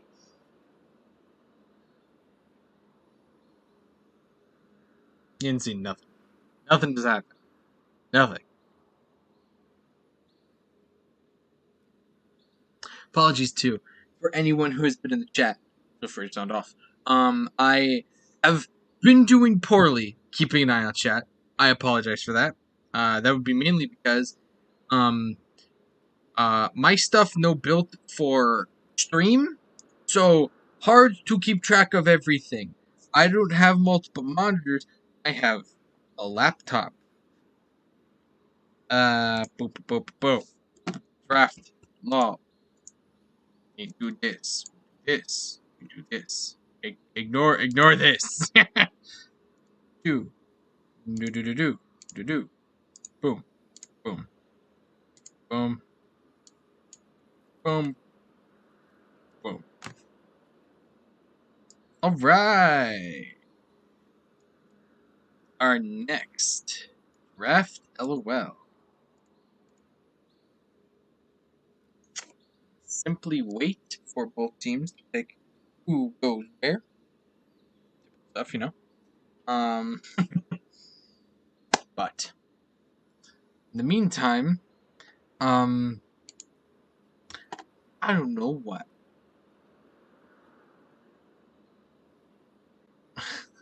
No, not that. Man, that was just so hype. I am so excited to see what more, what happen next. Thing I do know, I do not believe Hexer's going to be top lane through his own request to not play top lane for a third game. And hey, I like top lane because some top lane characters are fun. Gen's fun. Mordecai's just fun. Fighting against top lane characters is not fun. Fighting against Olaf and Darius and like Fiora and Alawi is not fun. that is not a good time. However, 'tis the prices we pay for cool characters, I guess. I don't know. I don't know where I was going with that. Just trust me. Roll with me here, alright?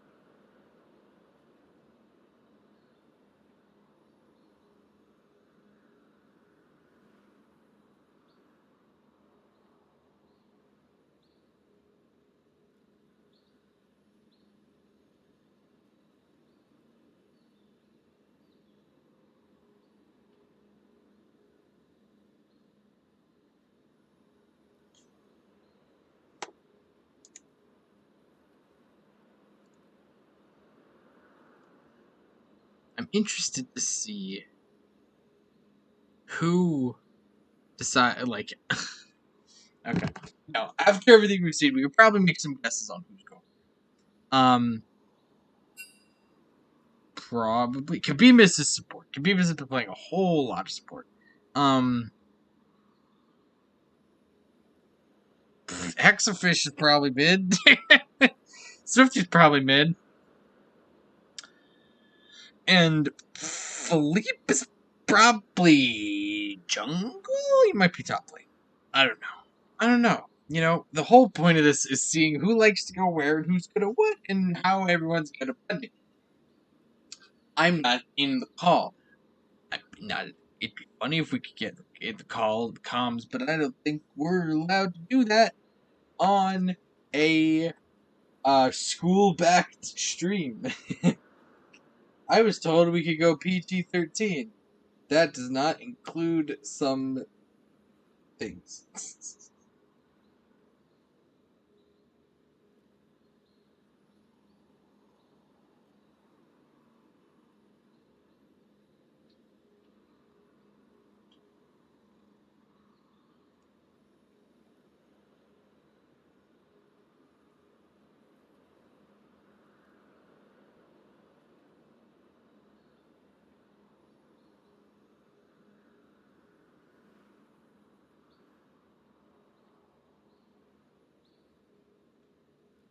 Okay.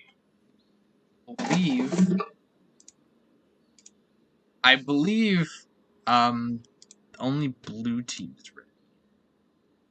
Oh, I'm stupid! Alright. Let's hop the band big face. Oh my gosh. So wow. Blue team, again, banning both the Wind Brothers and Heimerdinger, who was banned in the first game. And a red team banning Kiana and Twitch, both of who were banned in the first game. Kiana banned in the second. And Seraphine, which is a new ban. Which, yeah, Seraphine's annoying. She does a whole lot of damage and has a whole lot of CC, and even has some healing and stuff. So, and also she's really good right now, so I get what now I want to fight that. Blue team is again rocking Sivir, likely because of JC Green. Seems like playing a lot of Sivir. Red team is locked in Misfortune, who could either be support or ADC. Been seeing a lot of her support recently, so probably going to be that. And Mumu. Mumu is one of those Mumu is one of those like tried and true junglers. Like, I don't know if we're ever gonna get away from a Mumu just as like a he is outclassed sometimes by certain characters. It's like, why would you play Mumu when you play like Rek'Sai and stuff? But like, I don't know, that's a lot of CC. That's a surprising amount of damage. That's enabling your magic characters to do some more damage. Like, there's a method behind the madness. I get it. Blue team locks in Pike. Definitely support, unless that's a mid lane Pike, which probably not. That'd be cool. I like the weirdo picks because I'm weird. Final blue lock-in is Lilia. Okay. Yep. Cheese is back at Lilia, looks like. And after that first game, I do not blame him. And a Shyvana hover on red side. I wonder if that's gonna get locked in.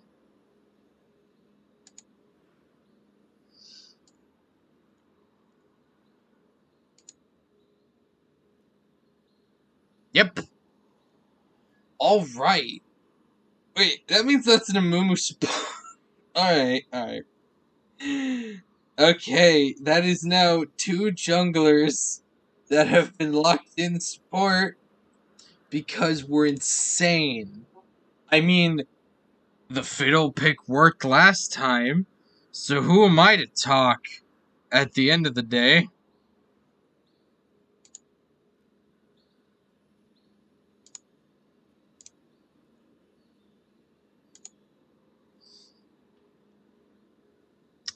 And Azir and Zeri finally banning Hexafish's Azir.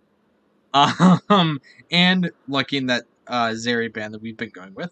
And blue team banning Anivia as another very powerful, very CC heavy mage. And with our final ban, Victor. Hey, it's the guy I gassed up. But there's the little man. Here comes Vhagar. Standing at a whopping 3'2", 40 pounds of pure evil. It's Vhagar. I like Vhagar. He's a little punk. he's super annoying.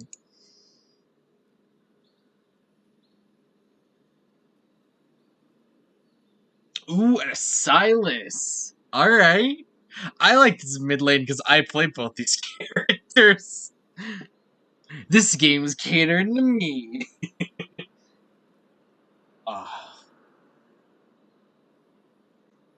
Very interesting. So now it looks like all blue side has left is a jungler. And they have a very nice mix of AP and AD. I mean, I meant top lane. Lilia's very obviously the jungler. So you can go whoever they want. Ooh, and Ornn! Okay. And a Narlock from red team. Is he? No, I thought Jared was in this game. I thought, never mind.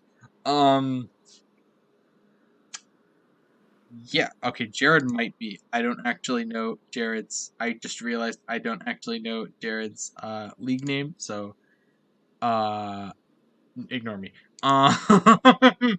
And that is the finalization of our draft. LOL draft.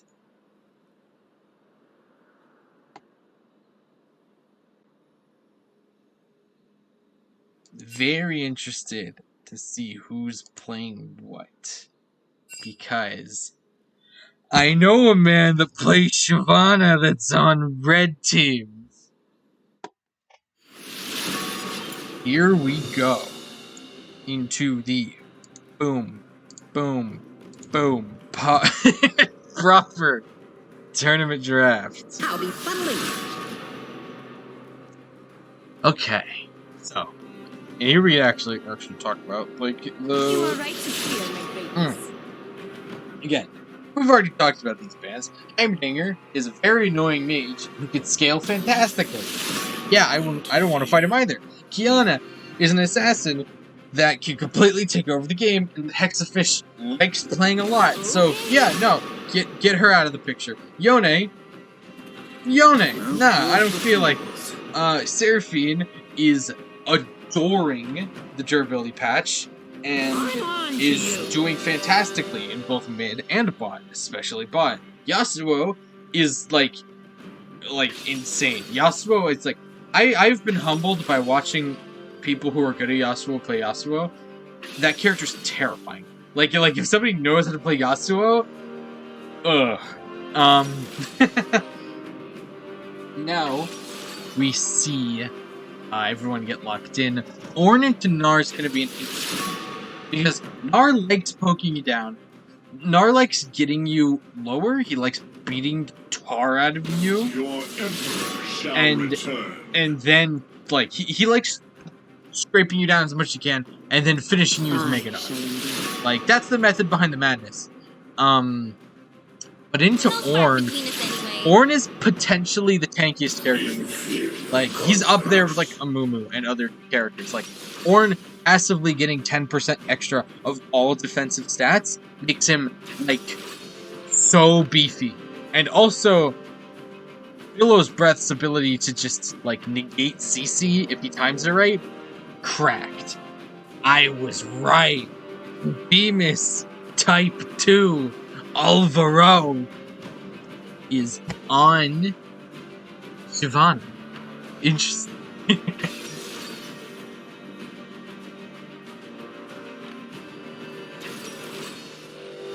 Now, Haxor's ADC with Arc on Amumu support.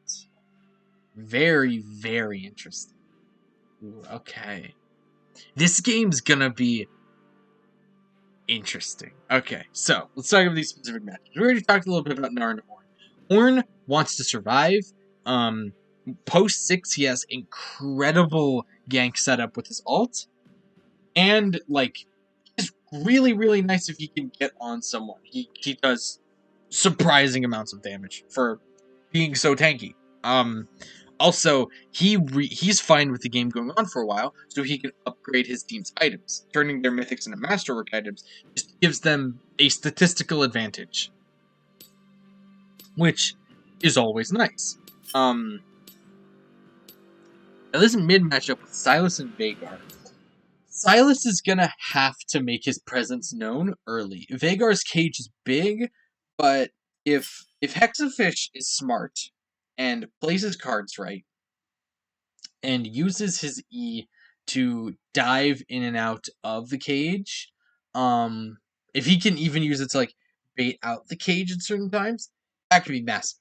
And Sylas is, like, he can get on you early. As soon as he gets all of his abilities, he can really, like, just beat the tar out of you. And in the funniest thing ever, he can steal your ult before you get it. So if he gets a lead and he gets that Veigar ult and he gets a nice engage, he could just kill him. Other than that, though, Veigar does inherently have the advantage due to Sylas being melee, but Sylas's Q does allow him to poke and CS a little bit if he's behind, or if he can't exactly get in at the moment.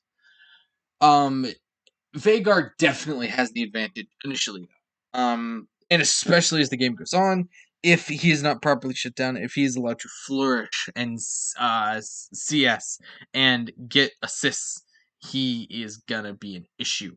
Now, bot lane, we see Kodak again on Sivir. Ignore whatever I said earlier about JC playing Sivir, because it's Kodak again.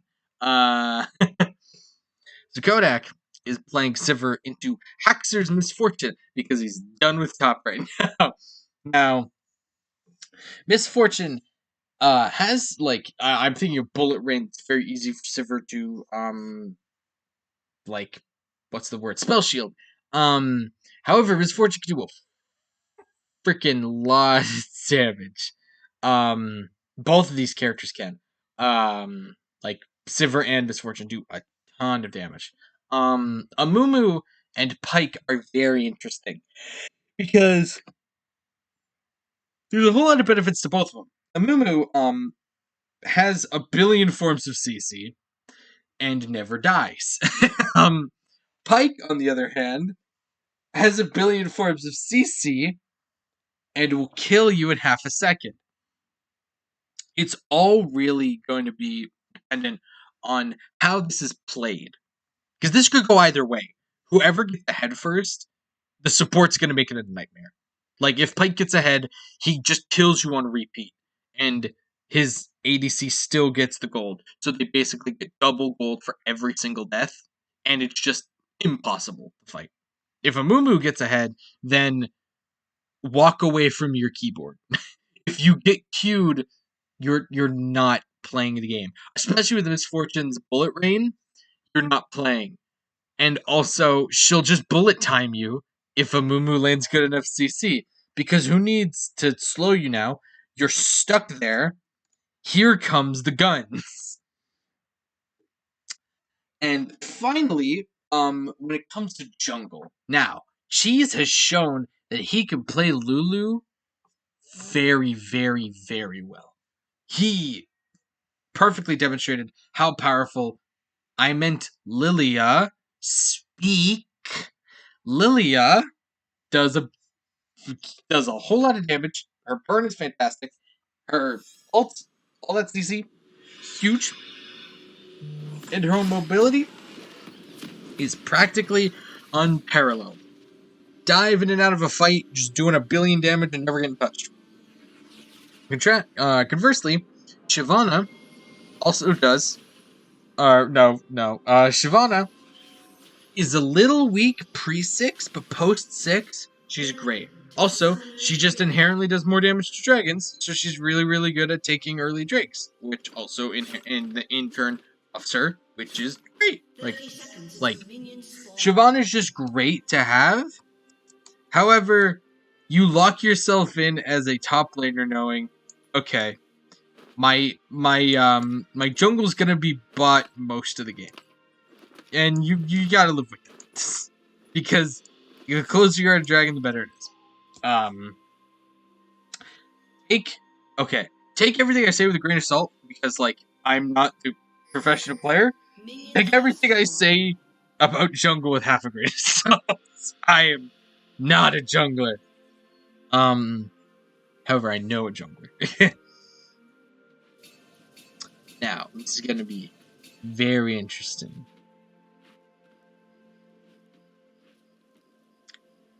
Moo skin is so ugly. I can't get over him having hair. This is scary because what's the words for this? Red team has the Yordle advantage. Because Yordles are inherently annoying, that they are also very, very annoying to fight. It doesn't matter if you count Gnar as a Yordle or not. I'm pretty sure it's like a prehistoric Yordle, if I remember right. But they still have a Mumu, who also might be under Yordle or not, I don't know. And Veigar, who definitely is. So, like, depending on how you want to gauge this, the annoyance levels are through the roof. Like, just walking up.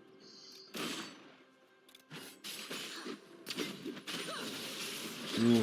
Again, just the knowledge of exactly when you're gonna hit level 2, forcing in this example JC to flash.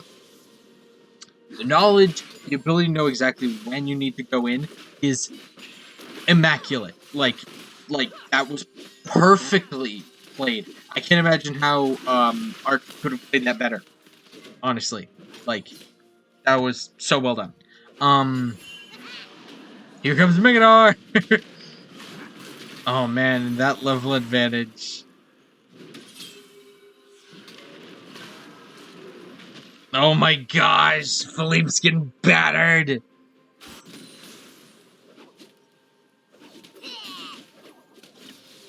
Yeah, actually, this is Swifty top lane. Who's playing mid? Oh, okay, never mind, jungle fight happening. Exafish flashes, but misses the E. That sucks. And here comes Swifty, and Ark is here. Trollery is the mid laner. Wow. That flash miss. Oh my gosh. If Hexafish had hit that E, that could have been a very nice quick kill for blue team. Instead, they're down 2 flashes and a jungler. And first blood goes to Swifty, which is just gonna make Philippe's life harder. And also, he has double buff!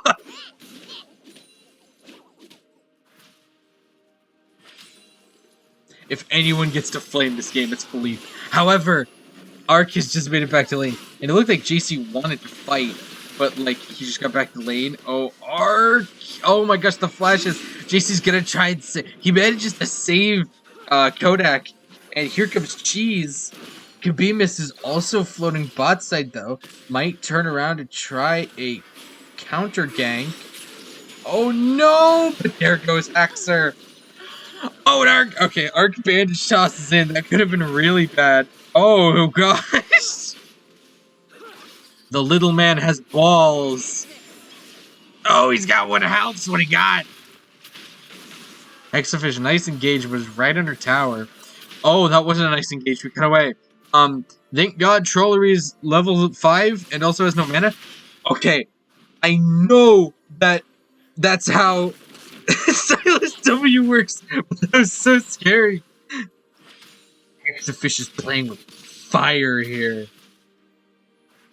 He doesn't have a whole lot of mana himself. And the second Trollery hits 6, he's wiped from history.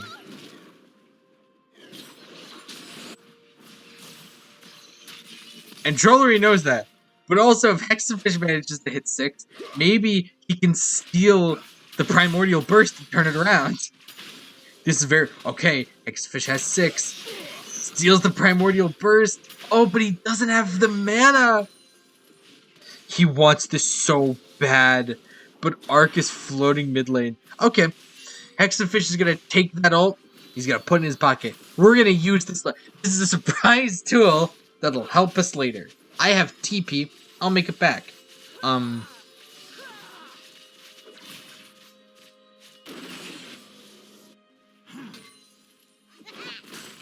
Meanwhile, here comes Philippe. Oh, yeah. None of men actually get a kill off anything. Great spell shield from Kodak. That was definitely more of a defensive ult by Philippe, just to make sure that Swifty couldn't stay on him. Still sucks to have to burn it like that.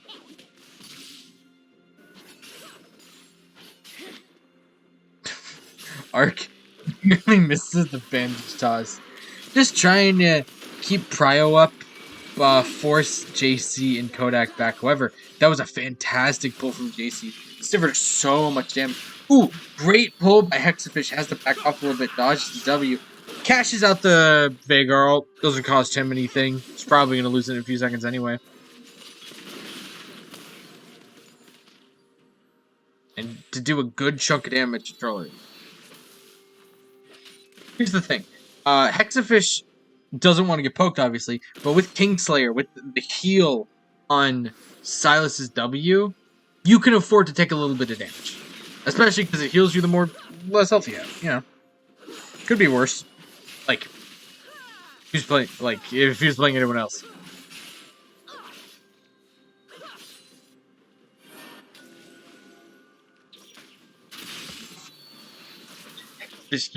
There's something about, like, Silas hanging on the edge of the cage. You could feel the bloodlust. He wanted to go in so bad.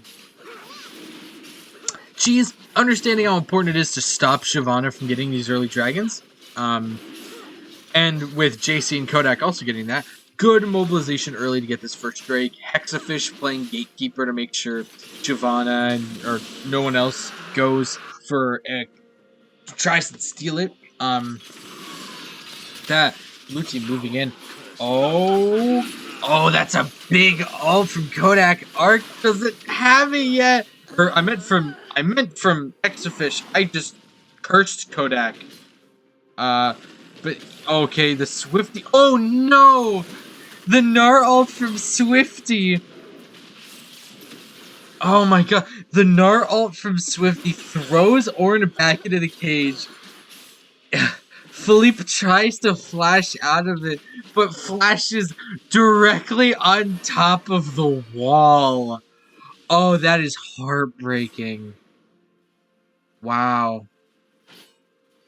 So, what we're seeing, what you can notice primarily here, hey, both teams have almost equal gold. What's up with that? Everyone playing for Behrend right now understands that, okay, if you lose something, don't just sit there and like try and make it back up. Go do something else. Go get something in exchange. Like, blue team loses Dragon, and Hexafish moves bot lane for a gank. Okay, Trollery does the smart thing and goes topside to try and help Swifty get even more ahead. And here's Kabemus. Swifty batters the turret down just enough that Shelly's gonna finish it in one charge. And oh, never mind. I'm stupid. Kabimus really wants to finish this, but he has to ult out. But you're already what's it called? What's the passive? Oh my gosh, the gnarl! Down. Ooh, that's gonna be very nice for Hexafish. What is it called? Brittle. So here's the thing. With the little orange symbol that appears above your head whenever you are either hit by the initial charge of Ornn's ult, or you are hit by his flame breath, the little orange symbol is a debuff called Brittle. If you are either autoed by Ornn, or CC'd in some way, you take a massive chunk of damage. Because Kabimus was hit by the lava elemental coming, he was brittle, and despite alting out, the knockback, the knock up from the big old elemental did enough damage to just barely kill him. Fantastic counter gank by Hexafish. And great follow-up by Philippe. Holding his ult till then was, like, again, patience. An understanding of don't get too emotional over losing things. Like, yeah, your tower's almost gone. You can still bring this back. Especially with Cheese moving top in an attempt to help him out. However, here comes Kabimus, who again has ult. The damage from Shyvana's E is insanity. Flashing just to make sure. There's another Dark Harvest stack for Kabimus. A third on Philippe. Amumu knows. Well, no, Amumu does not know, but Amumu wants to do something here. He's picking his ult. Trollery with the little bit of a premature cage. Here comes Hexafish. Oh, but he misses the Z. Manages to get the Primordial Burst. He doesn't have his Everfrost, though. I think Trollery died there if he had Everfrost. However, oh my gosh, the movement! The movement on Hexafish! What was that? I don't even know what he did! He, like... What's that? He, like, eats sideways and immediately hooked. He eats to the right and then hooked to the left. So he, like, dodged the falling Vanguard W and also dodged the Shyvana fireball. And then, boom, used the Primordial Burst on Shyvana to at least get a kill out of it. That's what I'm talking about. In situations like that, where lesser players would panic or get frustrated, every opportunity, every time anything's happening, you need to calm down and look for what you can get out of it. And Hexafish is like, okay, I'm going to die. Like, there's no way I get out of this. My flash is down. I can't E through the Vagar cage. Alright, I'm gonna die. I can at least kill Kabimus. Fantastically done. And by stealing that Amumu, Hexafish has a lot of potential. Kabimus drags in, but gets CC'd by the cage. The Amumu finally comes down. 2 kills. 3 kills by Hexafish, while Philippe picked up a 4th. Cheese and Kodak running down Hacks to the last surviving member of Red Team. Oh, the heal barely doesn't save Cheese, so Hexer at least gets that back. Meanwhile, Hexafish fully finished the dragon. That's rough. That's 2 dragons that are not in Shyvana's control. That is rough. Fantastically played by Blue Side. Oh man, I missed this!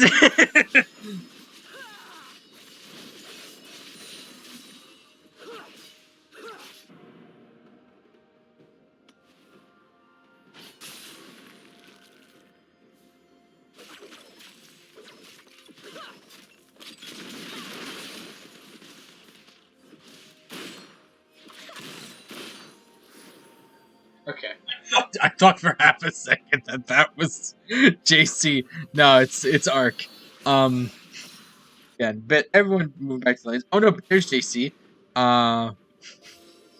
Who now has Arc and Hexer paranoid. Oh, just clearing some vision.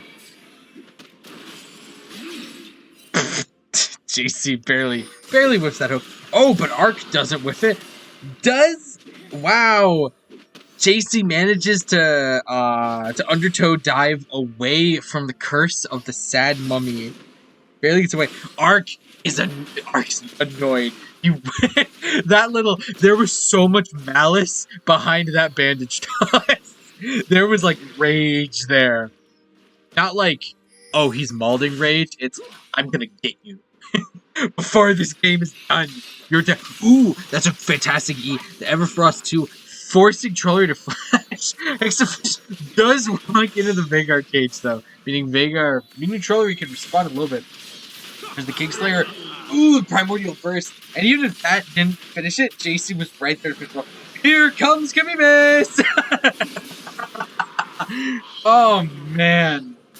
Fantastic E from Kamimis.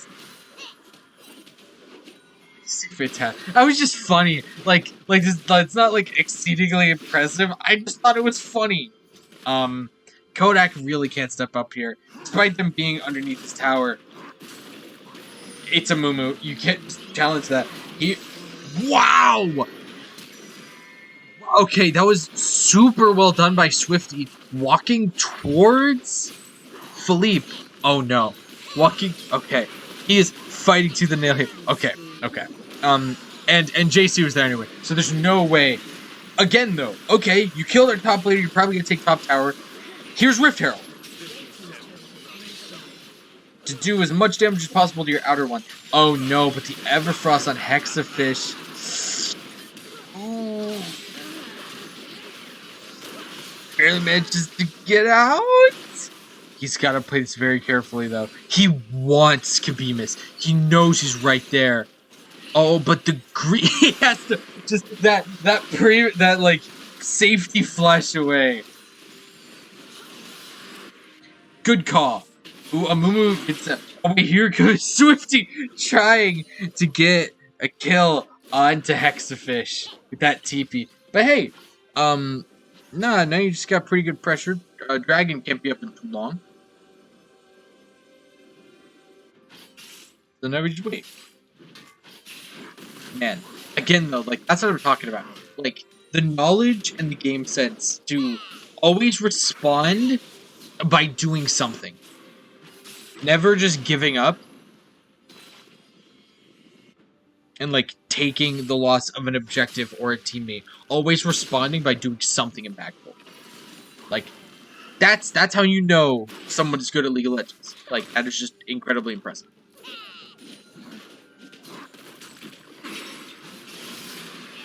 JC. Ooh, Kamimis using the using the fact that Shivani is unstoppable during her ultimate to dash through the majority of the undertow dive. Manages to get a kill on JC, but gets away. Philippe gets away.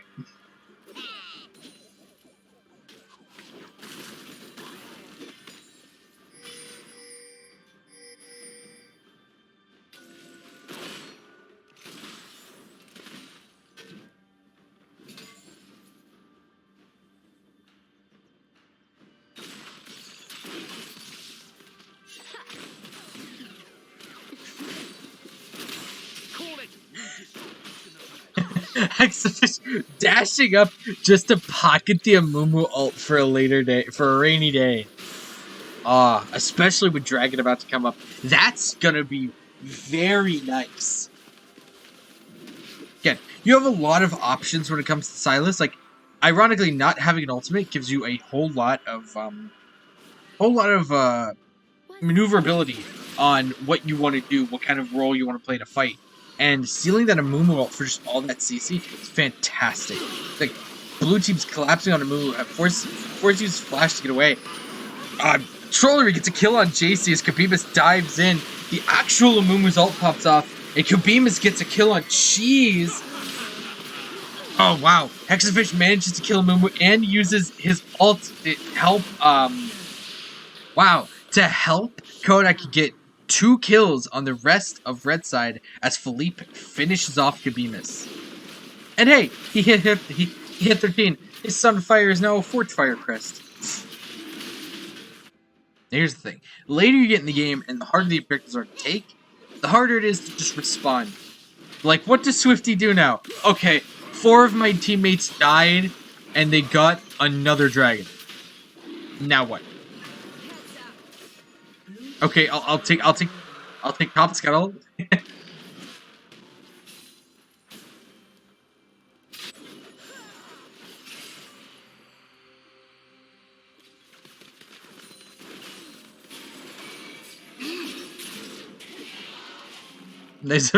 Nice hook from JC.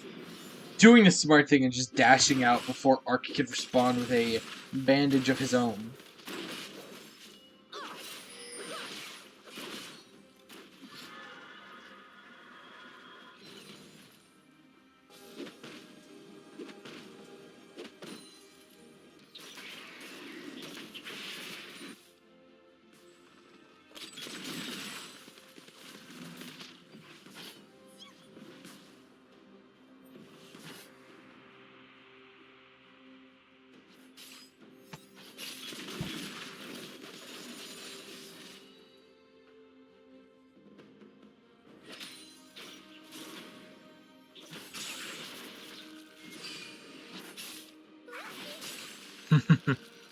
No. Apologies for that short delay. This is... I'd say it's the calm before the storm. There's so much tension right now. Like, JC and Cheese are so deep in enemy territory. And despite dashing... Oh my... No way he gets out. Okay, yeah. Khabib's diving in. Swifty manages to secure the kill. Lilia tries... Cheese tries to use the Lilia to get away. Ark manages to secure a hook on a Kodak, chasing him down alongside Hexer. Yeah, Kodak flashes to get away. Hexafish is not as lucky. Getting Gnar ulted by Swifty. And hey, Shyvana's like, fine, you take all my dragons, I take your Behrend. Unless Philippe and Kodak can actually stop them. Okay, well, alright, you know, on second thought, if he can at least kill Kabimus, no! Kabimus barely survives. Not nearly healthy enough for the dragon, though. He did manage to stop the dragon play. However, that is a 700 gold kill, because that 400 gold bounty fitting nicely into Gnar's little pockets.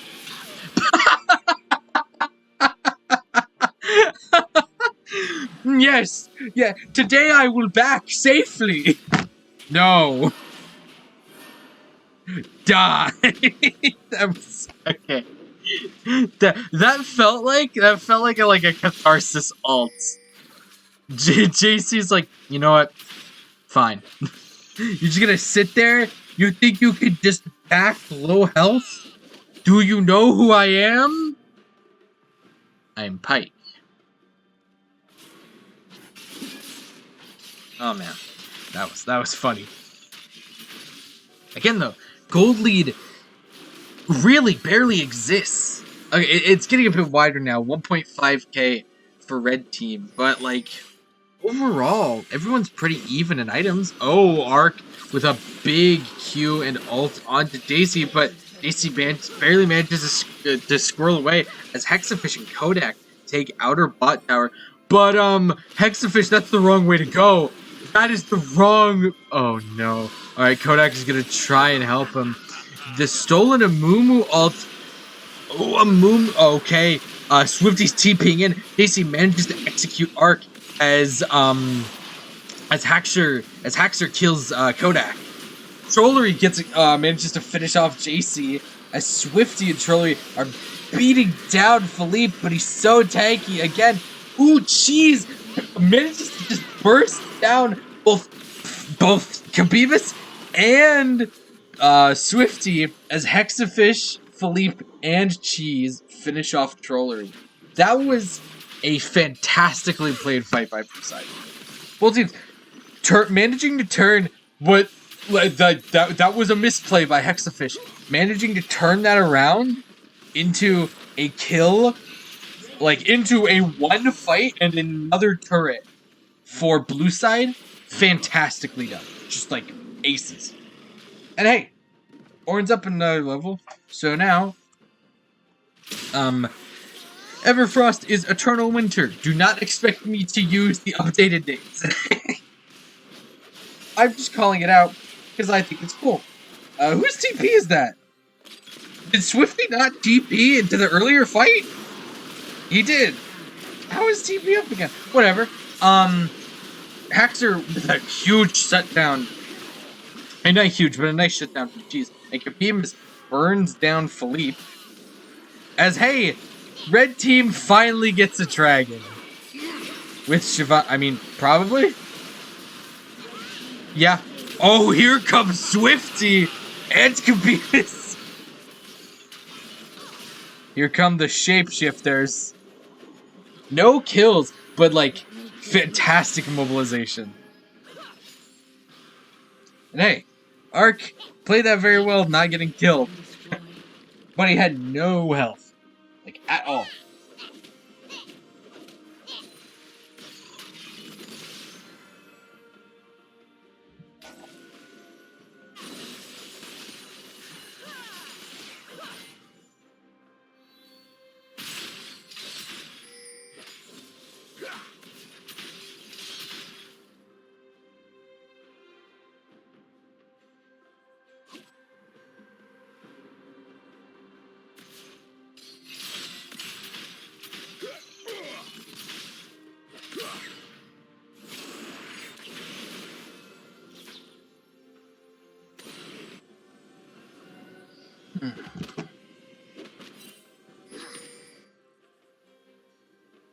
Okay. As soon as one team gets complimented, the other one's gotta show off. This is a very even game. Like, the gold lead, it's low enough that it keeps floating between whoever won the last fight. Because now, blue team has a slight gold lead.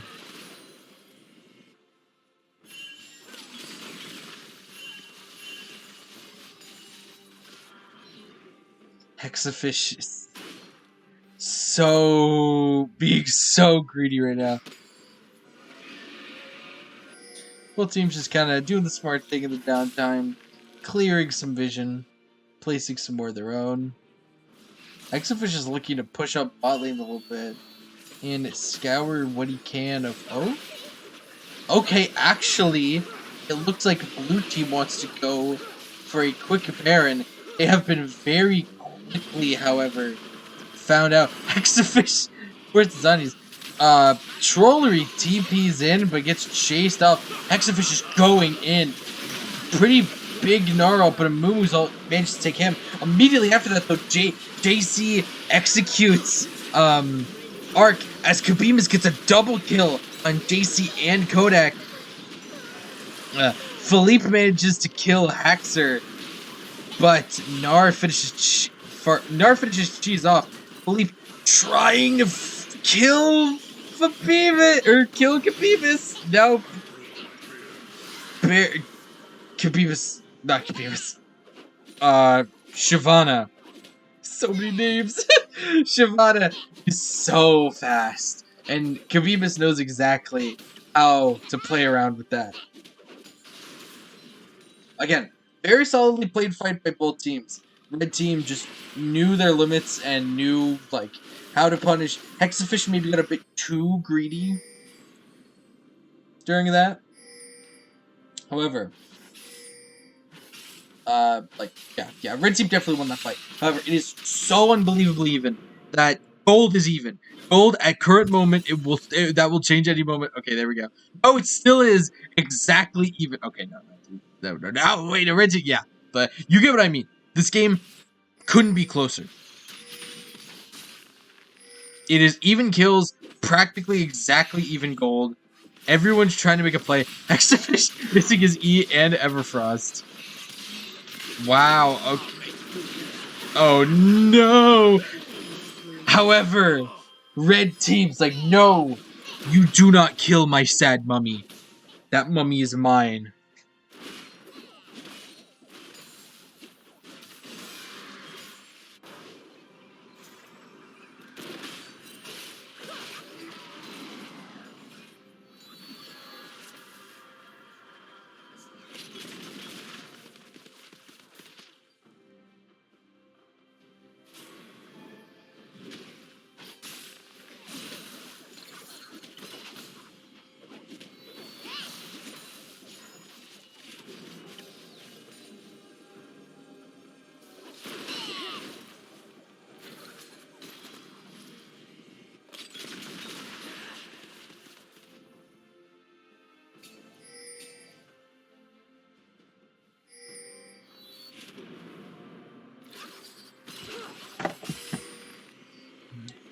Both teams mobilizing for this dragon.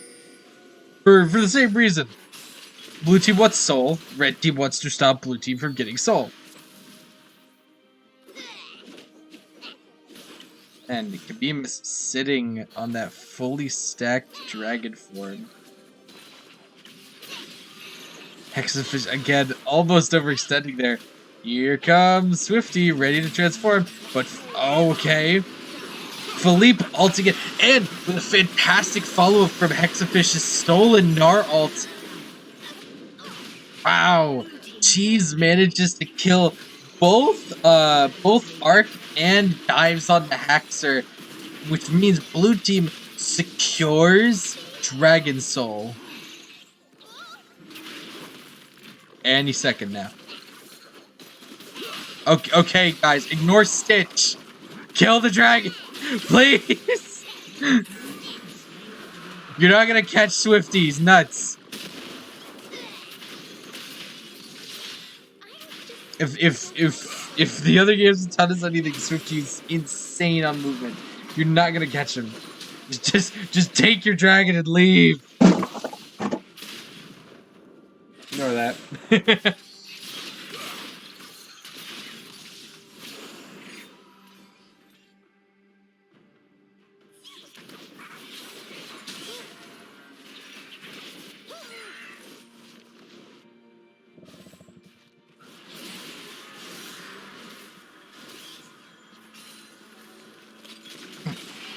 Jesus, gotta get out of there. Ooh, an Abyssal Mask buy on Lilia. I might be hyping that up. I just never see anyone buy Abyssal Mask. I barely know what does it. Yeah. Oh, that makes sense. Oh, poor Hexafish. Uh-oh.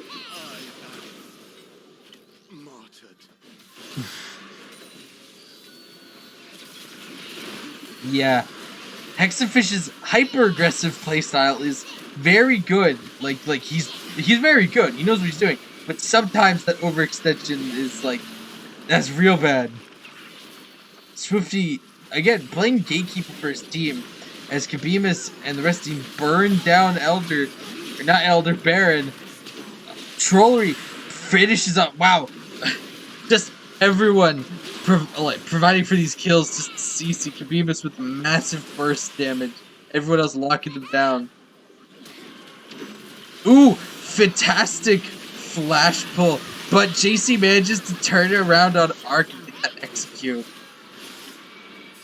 He's looking at Kabimus. He's like, there's gotta be. I don't see the execute mark, but it's like, there's gotta be. He's gotta be close, right? There's the Stolen Misfortune ult, looking to just clear the wave a bit and force red team off of the turrets. However, so much damage coming out from red team that it looks like on top of Behrend, and another dragon transformation by Kabimus. That's gonna be game. Fantastically played by both teams. It wasn't until that final Behrend fight that really just stole the show. Wow, just amazingly played by both teams.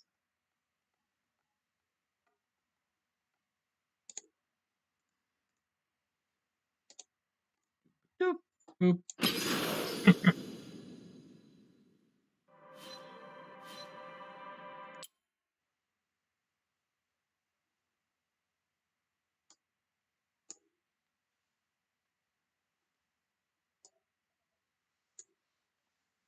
Hmm. Does look like. I don't know if that's it. I don't know if we're done.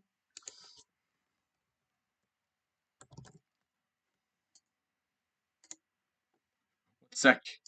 Folks, a little behind the scenes stuff going on.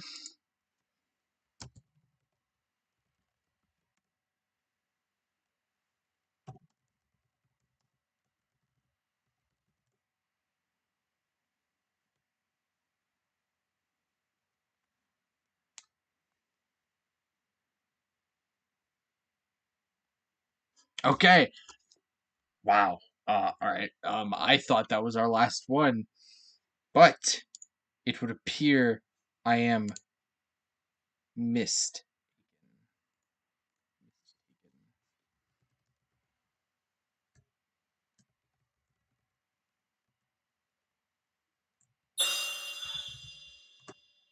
That would be our invitation.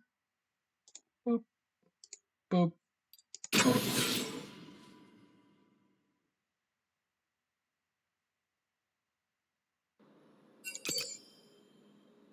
Dang. Everyone got here before us.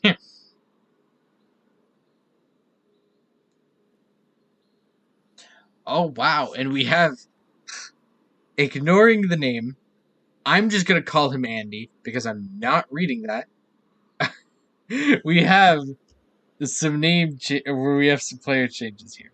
So, looks like our red team. We're still waiting for one more, but we have Hexafish, JC, Kodak, and Cheese up against. Okay. Hexafish, JC, Kodak, Cheese, and Evan versus Trollery, Philippe, Swifty, and Andy. And one final player. Here we are still waiting.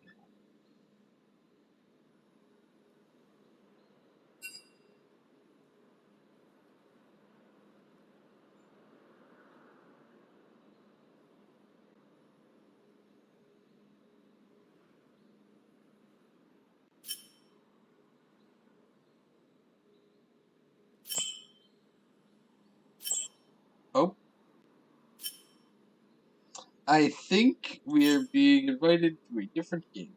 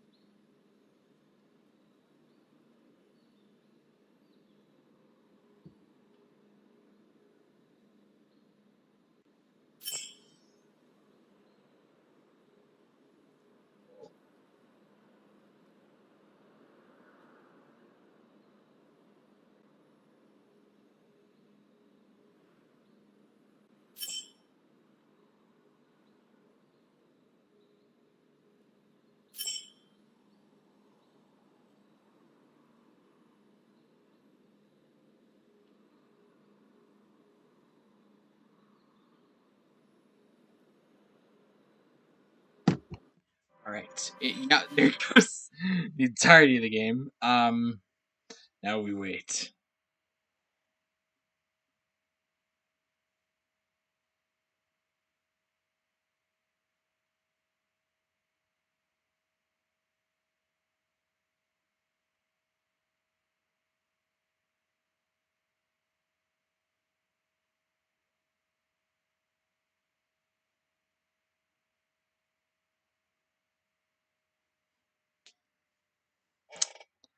Not entirely sure what we're waiting on, but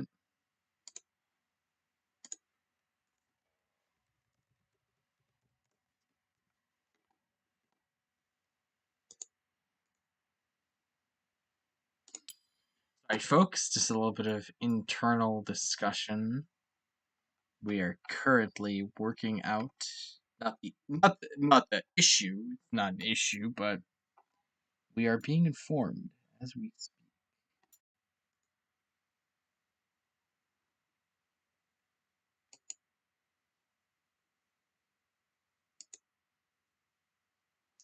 So, do, do, do, do, do, do, do.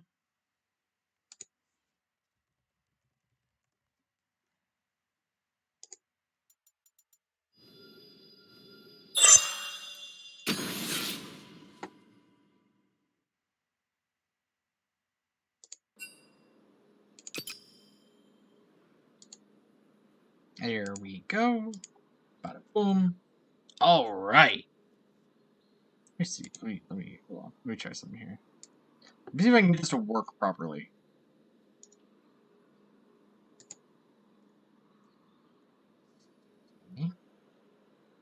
Because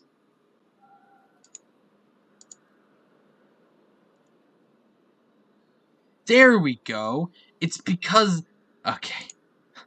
So, anyone looking to stream League of Legends on OBS, just know that League is not League browse launcher is not considered a game. It is considered a window. That's why it wasn't working.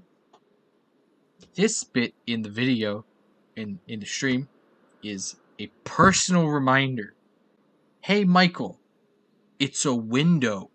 It's window capture. It's not game capture. Because I don't know why, but it just is. But now you know. You know?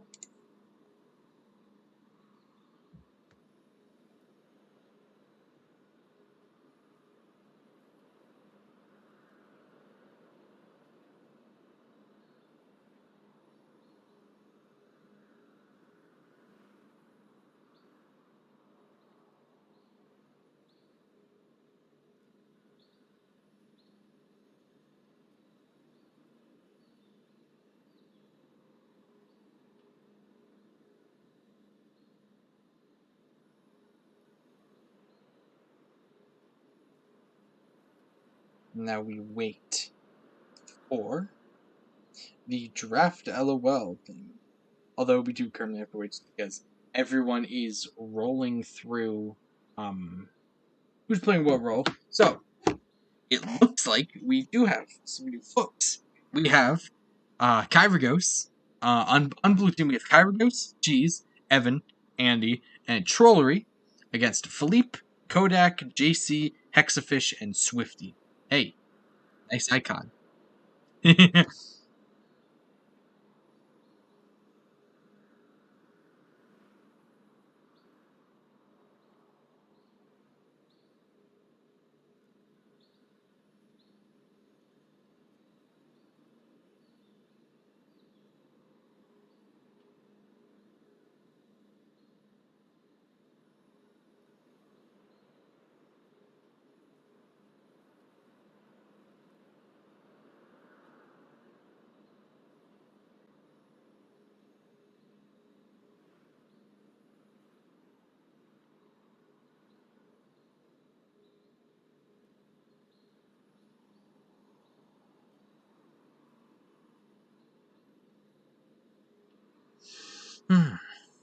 Now, I believe we could expect some people to be certain places. We could probably expect Hexafish to be mid. I said the same thing about Trollery, so maybe I should just stop talking. I am very interested because we do have some new blood, and by new blood I mean literally runs the blood. With Evan and Andy. But I'm interested to see how they play.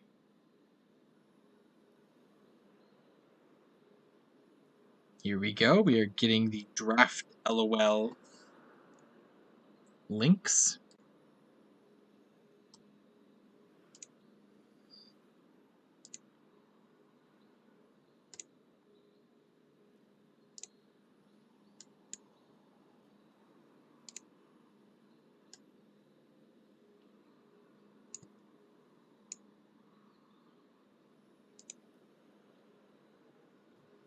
We hear the weird ambient.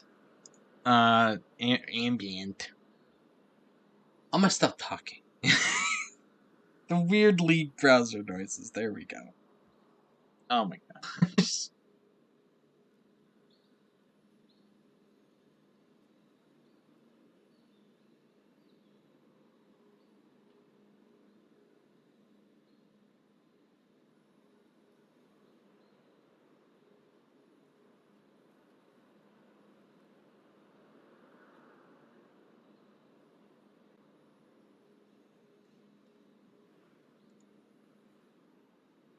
I'm interested to see how many of the same bands we're gonna see.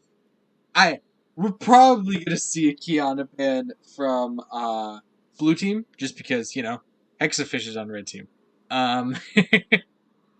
We might see Shivana. I was gonna say Shivana band, but Kabimus is no longer. I was gonna say no longer with us. He's not dead. He's just not in this game. I don't know. Andy's probably gonna be jungle, just because he likes playing jungle. Andy's an anomaly, dude. We're gonna have to see. We are very much gonna have to see what that is. If we see an Udyr, I'm gonna lose it. Like, if we see an Udyr, I'm gonna lose my mind. And by lose my mind, I mean giggle a little bit as he runs around like a headless chicken. Because Udyr.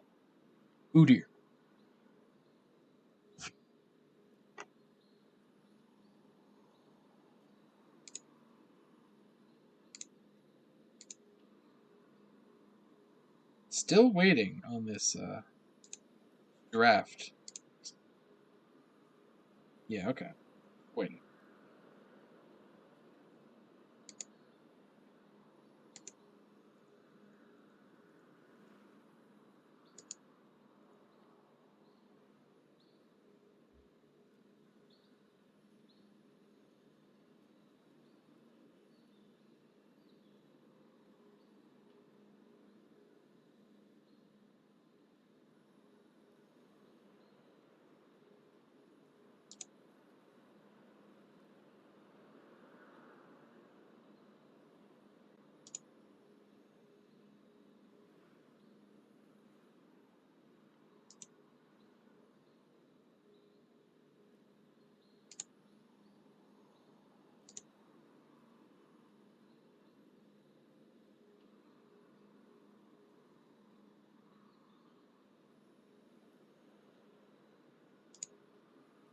Right, we ready?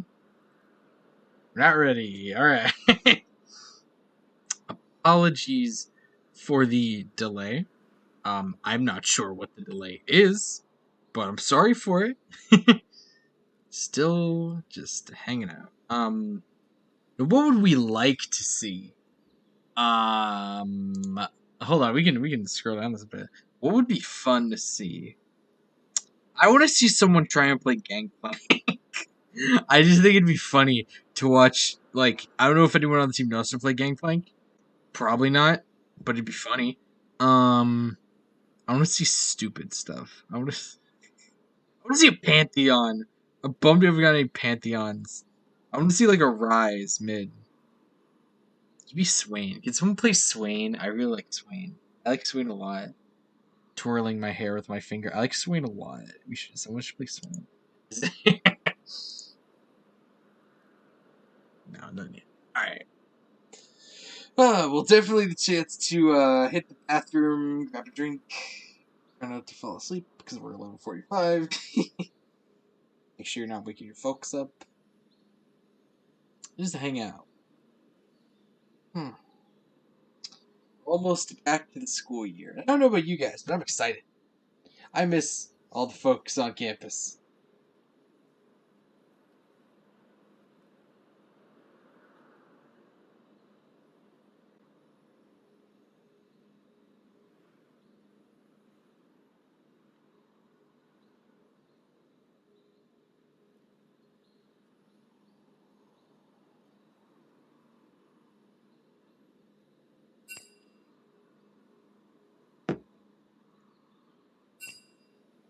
Alright, looks like we are finally ready for potentially our final for the night.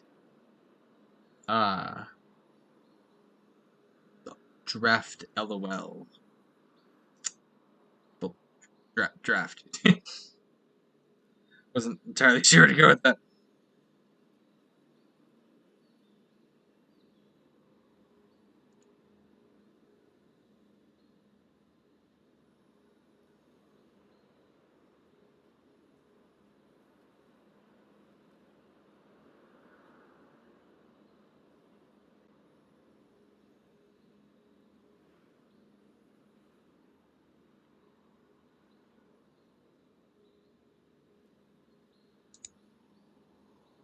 Any minute now.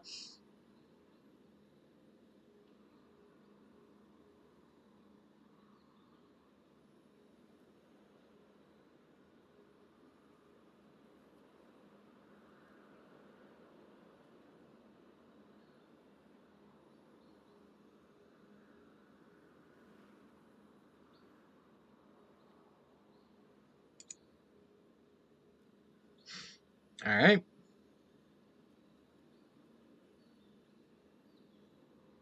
Everyone did say they were ready, so we should be ready any moment.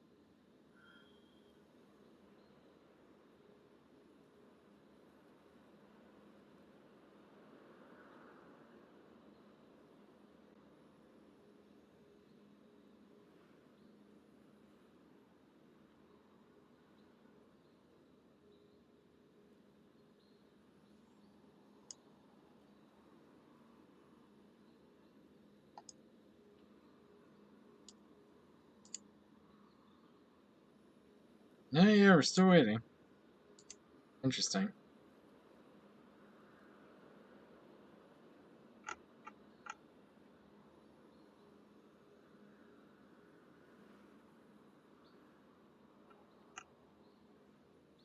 Not sure what's taken anybody so long.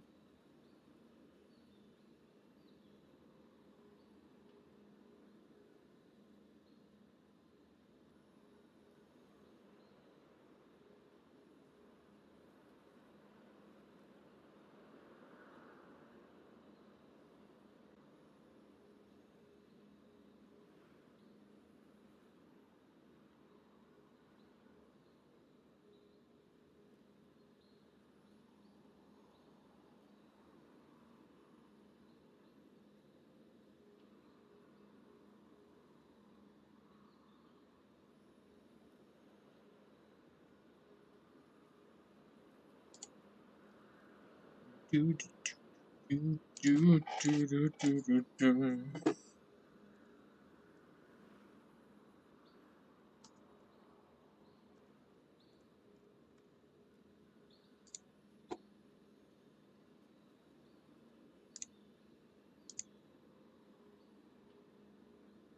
There we go.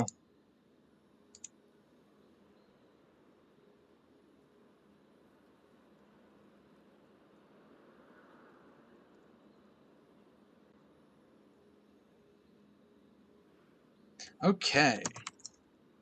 Here we are finally getting into our pick band phase. Immediately, first two bands, Kane from Red Side and Yone from Blue, along with a immediate band of Yasuo as well. Neither of the Wind Brothers get to actually play.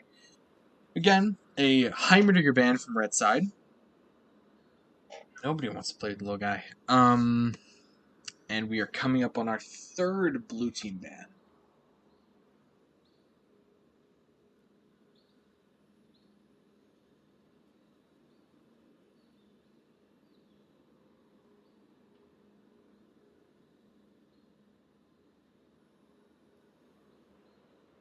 Okay.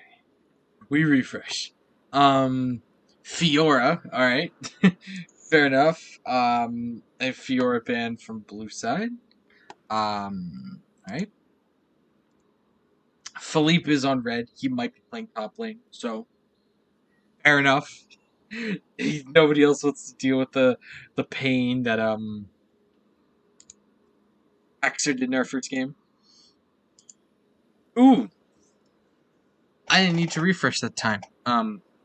Okay. Mordekaiser as the final band from Red Side. Interesting. Actually seeing a couple top players in the first wave of bands. Blue team does get our first actual pick of the game.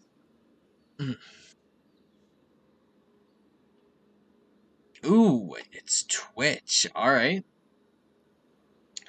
Maybe we'll get to actually see just why everyone was making sure to keep the rat down.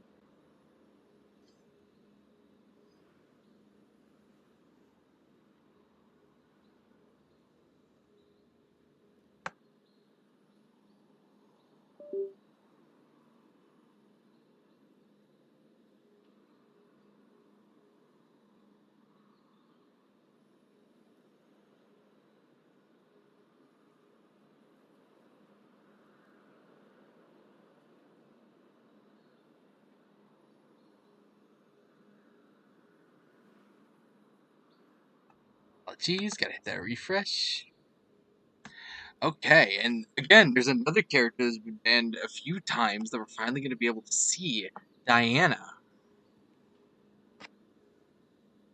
And a Caitlyn lock-in from red side. So Diana's been primarily played recently as a jungler. She has been seen mid lane as well, but you know, it's it's mostly for what you call it, jungle. And Caitlyn is obviously an ADC.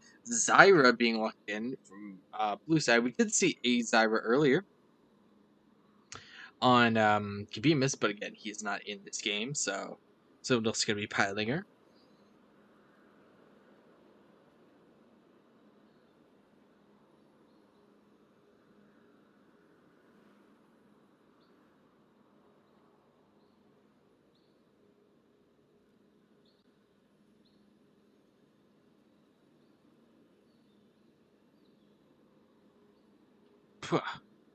Again with the refreshes. Wow. Draft LOL does not like just running. And then blue side Cho'Gath top and a Victor mid. Again, we get to see a lot of characters who were banned outright the last few games actually being played in this one. Awesome. Oh, and a Veigar ban coming up from red side. All right.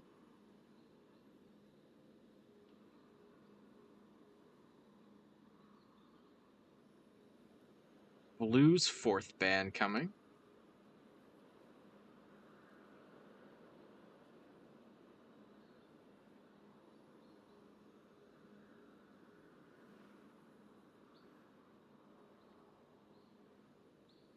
Nah. Just always hoping draft LOL is actually gonna just work. Alright, there's the Kiana ban. Which is interesting because, I mean, Victor's definitely mid. Probably. Can't say anything definite. Most likely mid. So banning Kiana almost seems a little redundant. Unless you're scared of a Kiana jungle, which Diana is also probably. Not sure.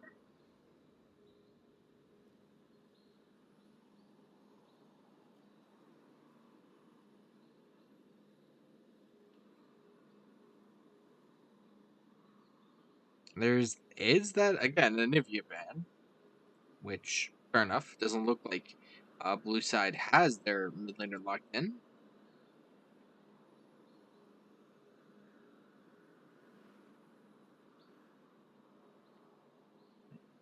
Final ban coming out from blue side is Riven. Okay. Red gets the fourth lock in. Probably looking at either their top lane or support pick.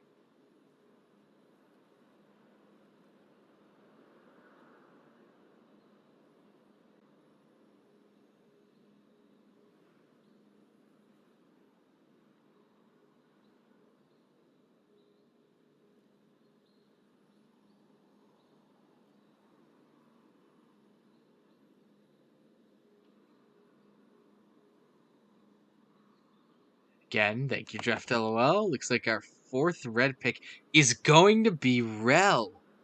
Interesting. Rel's a character that's been pretty widely panned in most play, but you do see her a bit at higher levels of play. Because she does have fantastic engage. You see, the only issue is that she's not very good at getting out once she's in. And same with blue side locking in their support. Looks like we're going to be dealing with a Zillion.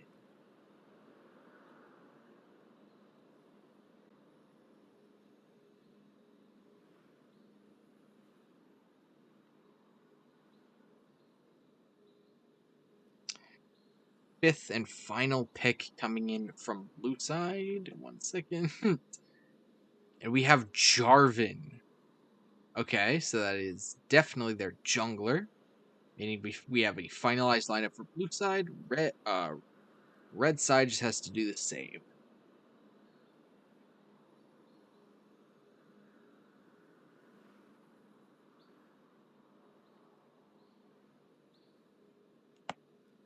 Not even one just gonna let.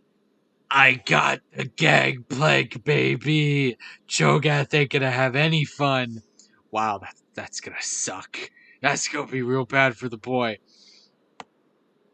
Oh wow. Yeah, but that looks like a full lineup for both teams finally. Interesting.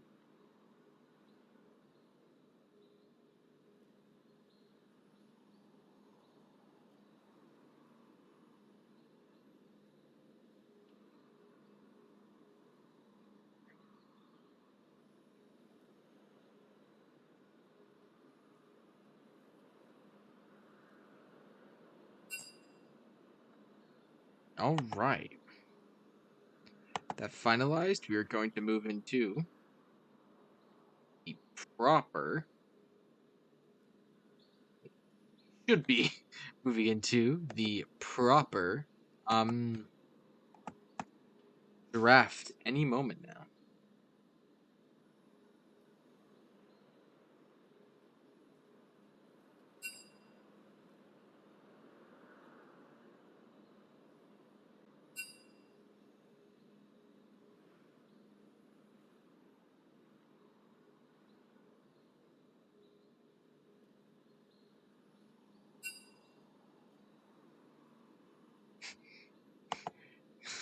Clown. Okay.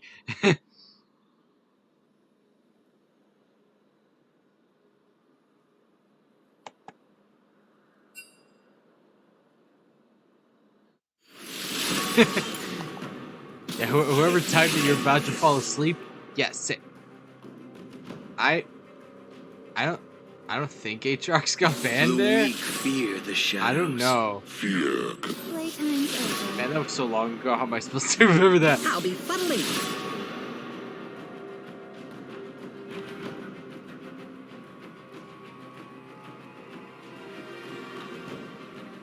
You're scared. Good to know. I'm going to remember this.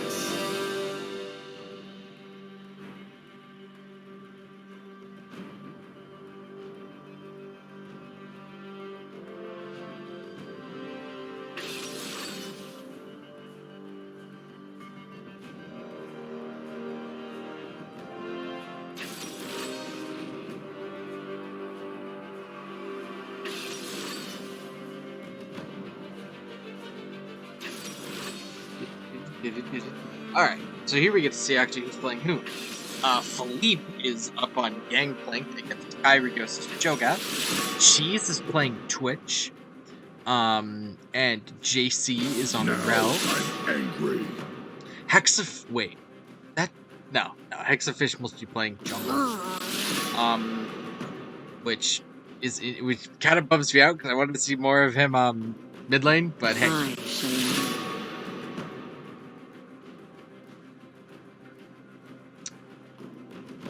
I want a turn. So Diana jungle, there's Swifty on the Victor mid, Evan on Zyra support, Andy on the J4, and Trollery on Zillion. Kodak picking up the final slot on Caitlyn. Okay, so if there's one matchup we can cut and dry say, okay, no wait, Evan is playing Zyra mid. Yeah, and Zillion is on support, obviously. Probably, we're gonna have to see. But that's what I assume is gonna happen. Man, I like looking at all these matchups are like, okay, Twitch and Caitlyn, they both have advantages there. I can see how that can go either way. I can see how Zyra Victor can go either way. They're both very pokey. Diana and Jarvan are both very good at fighting. They're very good at ganking. They're just both fantastic junglers as choices. Rel and Zillion are good supports for pretty opposite reasons. Zillion's great at poke and all the extra speed and the XP advantage he gives to his bot laner. While Rel is like the most engaged support I can think of. She's like, we are going to go in and someone is going to die. It's going to be you or it's going to be me, but someone is going to die. Like all these matchups can pretty much go either way based off of how it's played. Unless, like, Andy Lives top lane, or Kyo or Kyo or Kyragos. Kyragios? Cairo. Kyragio. Cho'Gath. A wild Kyragos. Just say Kyragos. Unless Kyragos does something I don't, and is cracked out of his mind, or Philippe falls asleep at his keyboard. I don't see a world where Gangplank lets Cho'Gath live, let alone win this lane. Like, this is not me throwing shade at the players at all. And hey, maybe honest to God they know something I don't. But hell, I cannot imagine a lane that would have to be more of a pain in the dick. Like, I just can't think of it. And if I was Kyragos, I would not be looking forward to it.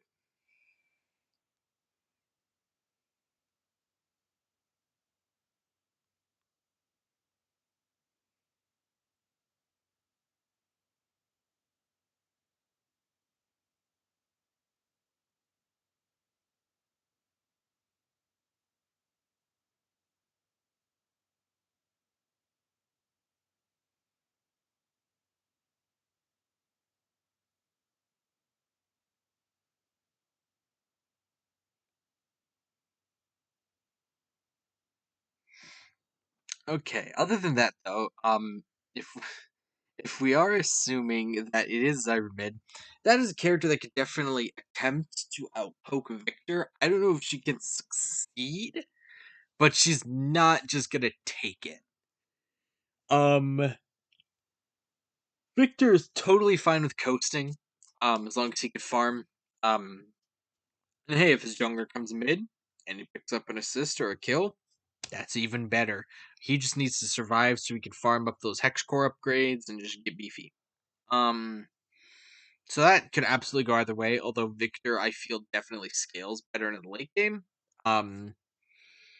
Diana and J4 is going to be very interesting, because Diana is a great, just, 1v1 fighter. Like she's a great, duelist. J4 is good at it, but he's, very, very good at, enabling his team through, CC and stuff.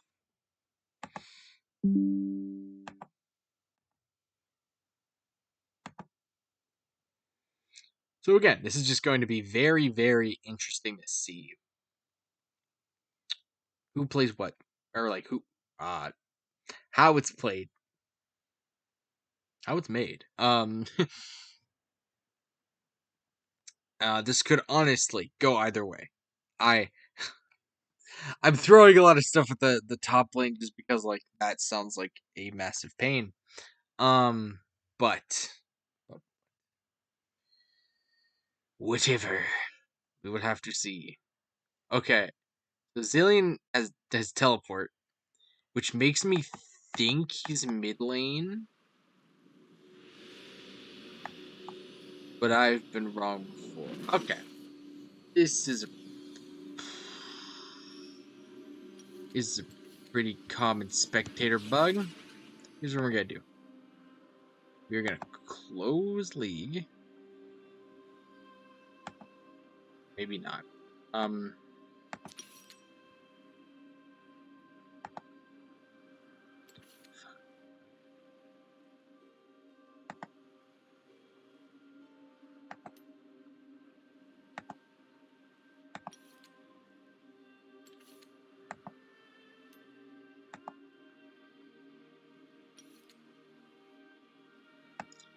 Oh boy. Alright, 1 second, folks.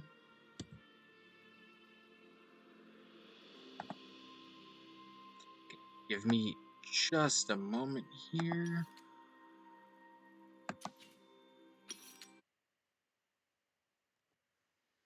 I believe all we have to do here is leave and rejoin. Fingers crossed. Oh gosh, I hope so.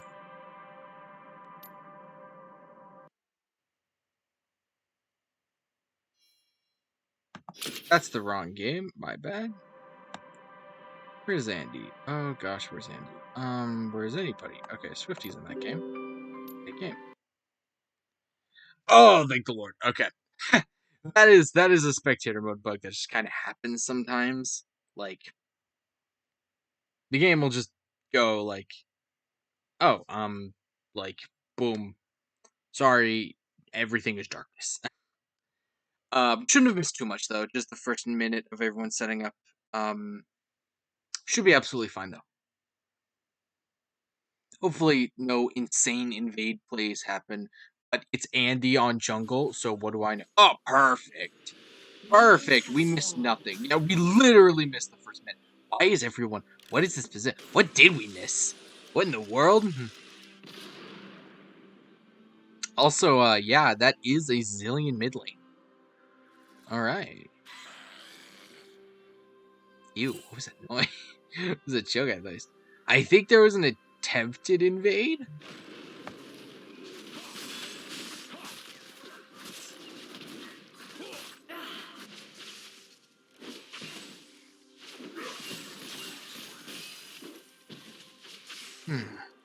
Okay, yeah, Zillion versus Victor. Zillion has some deceptive range with those bomb tosses. And his CC is great for enabling a gank. But other than that, like, and hey, those bombs do deceptive amount of damage. Yeah, this is exactly what I was expecting. Philippe is just gonna shoot Kyragos, and Kyragos is just gonna kind of have to take him. He's doing a good job keeping up though. Like, is Cho'Gath. With Cho'Gath's passive healing, whenever he kills a unit of any kind, including minions, absolutely makes it not as bad. Especially if Philippe misses those bombs. This is why I feel nuts now, because like Kyragos is playing this like super optimally. Like I cannot imagine playing this better. I feel like a jackass. He's dodging every barrel even.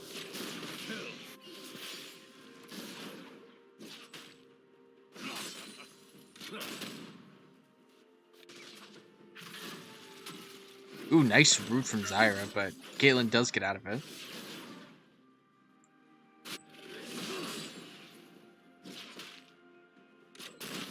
Why? They're equal in CS!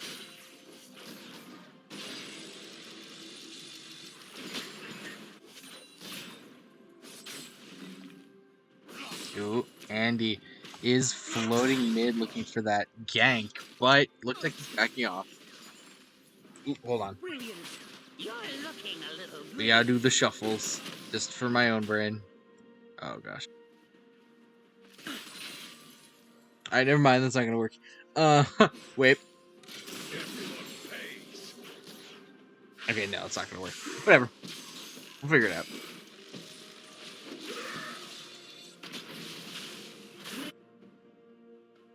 Wow.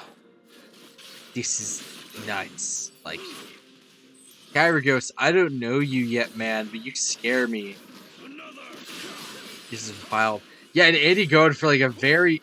Oh, okay, no, here's what happened. Hexafish went for like an invade to steal some stuff, and Andy's just responding with Evan right behind him.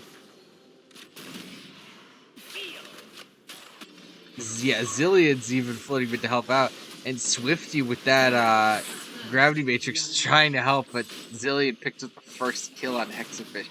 That was... I'm sorry. Going for his Krugs when you don't know where he is like so greedy. Like, that was bold. I'm surprised that root didn't hit. Man, Kyragos forcing a TP out of Zillion bought a Dark Seal.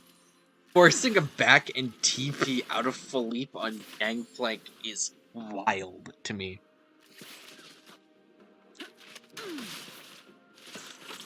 Man, and Kodak trading perfectly. Using that extra range that Caitlyn has so well. Yeah, and Zillion TP too.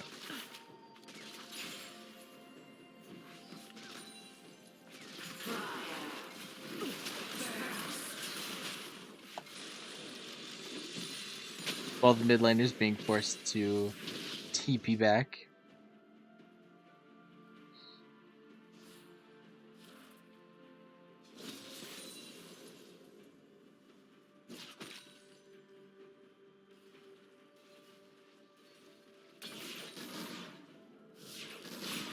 Yeah, Philippe does have 6, meaning he can have a pretty nice effect. Oop, Hexafish coming in for a gank, but not quite enough damage yet. Diana scales beautifully, but she doesn't start very well. Philippe with that level 6 means he can have impact on any fight he feels like across the map. And even gets some XP and gold for assisting. Ooh, he's kind of getting minion blocked here. Cavigar's forcing him to orange. Okay. No way Kyrgios gets. He's level 6. He has the execute. Ow! Kyrgios gets the kill on Philippe. I am eating my words. So, wow, Hexafish flashing over, securing that kill on Evan. Sneaky, sneaky. Meanwhile, Cheese gets the kill on Green. Hexafish picking up another kill on Cheese. Meanwhile, Swifty solo kills Trollery.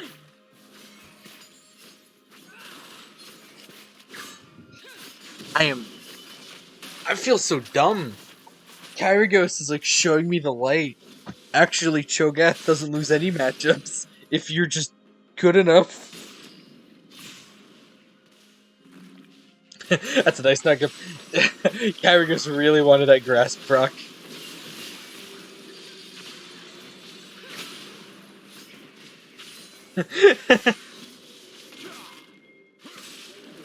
Oh, okay. Thank you for the quick update, Scott. Kyrgios is Max. I'm stupid. Hey, Max. Names are different. I am guessing that Jared is Swifty. But I also kind of wanted to use usernames for a bit. So, I appreciate the knowledge myself. Again, thank you. So yeah. Man. Nuts. Insane. That's another knockup. Yeah, he got the grass proc. How they try. Oh no! Walking directly to another knockup. You're looking a little green. Dude, JC probably good with that shield just to cover. Wants to cover Kodak a little bit, but man. Twitch just out of reach.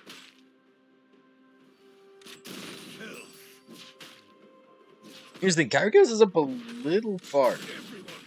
Hexafish is bot. I don't know if he knows that, and that's why he feels so comfortable being this far up.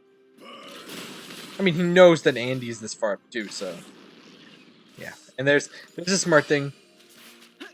Doesn't look like you can get a kill with your ult. You want to back? Just eat a minion. Get that extra ult stack. Ooh, that's a fantastic route on a Caitlyn. Does she get away? She's ulted. Oh, and the stun. Caitlyn actually might be able to escape. JC's trying to do as much damage as possible, but definitely is going to make it out. Yeah, definitely is going to make it out. That's the biggest... Ooh, Swifty managing to get away from Andy as Philippe comes back down to assist. Oh, Andy's trying to get that kill on Swifty, but Philippe's there to cover him. Oh, is it? Crap, I never re-enabled the game capture. My bad. Hi, guys. Oh man, I feel so stupid. Well, hey, welcome back. Here's a double kill for Hexafish.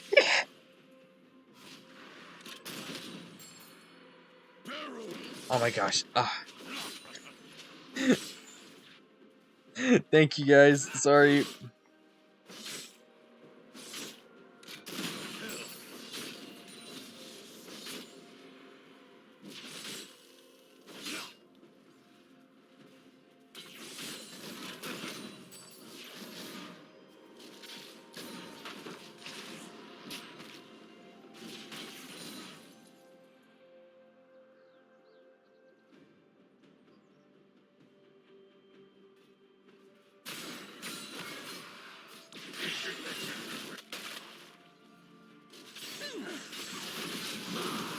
Man, sorry. That is an issue I made. That was very similar to an issue mistake I made my very first laptop stream, my very first stream ever.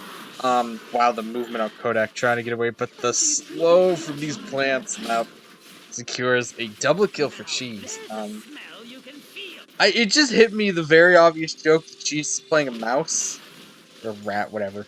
It's still funny. Yeah, very similar mistake that I made. Very first stream on my laptop of last year. Gotta say, all the way back then, thanks, Scott and everybody, thanks for giving me another shot after making that mistake on my very first stream. And hey, here we are now. Wow, despite all that, wow, Kyragos saving the feast to finish off. Oh, finish off. Exafish Trollery might just get away.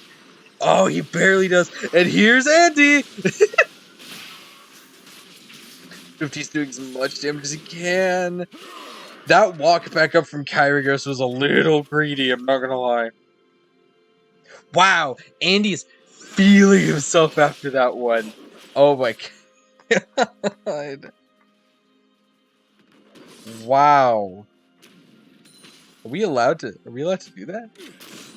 I think that's just a bad example. Uber. Oh my gosh. The all chat has been enabled. Anyway, Cheese is gonna get another double kill real quick. Because, you know, he's just kind of nuts like that. JC, why'd you flash? I'm sorry, man. There's no way you're getting out of that.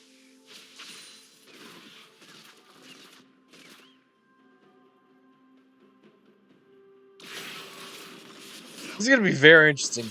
Because, like, despite having twice their kills, Red Team's only down by 1k.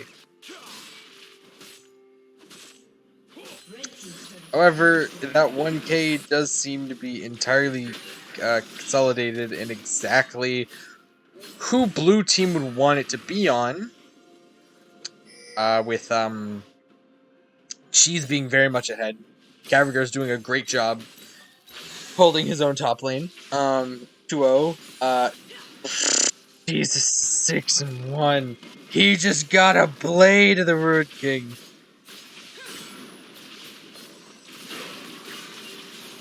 Oh no, meanwhile, Charlie has to pop his ult and immediately dies. And don't worry, Shelly's gonna finish that tower off. Oh! Kyragos is like, no, you're not getting back to your tower, actually. I'm just gonna kill you. There's no way. Game sucks.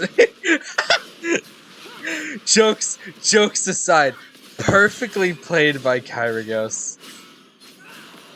Wow. Yeah.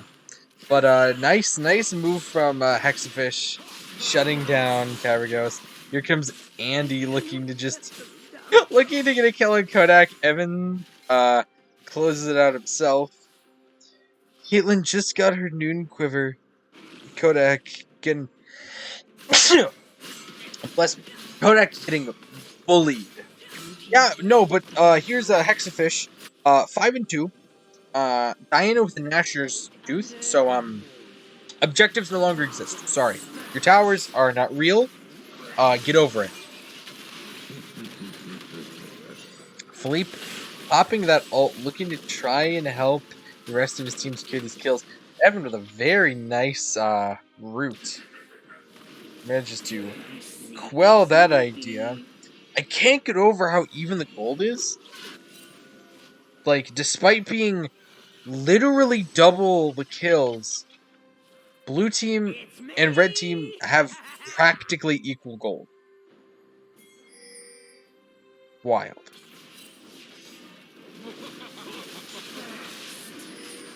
But hey, first dragon at 15 minutes goes to blue side.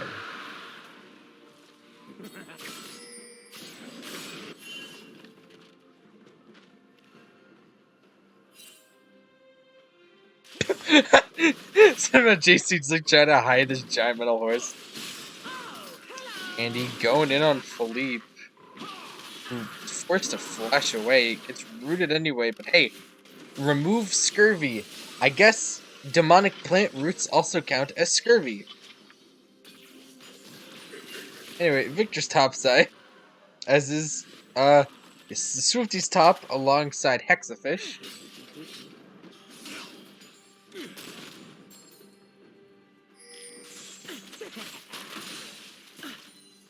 Cheese wants to do something here. He's like, I could probably take him. Probably can.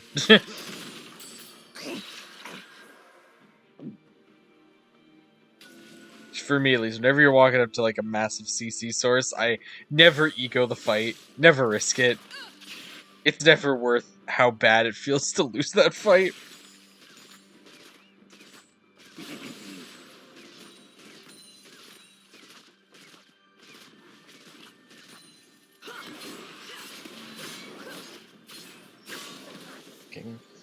Most folks have their items, the only exception being Rel. Rel and Caitlyn, who have just gotten completely bullied this whole game. Ooh. Here comes Philippe and Hexafish. Never mind. Oh, here comes JC. Bum ba bum ba bum ba bum ba bum.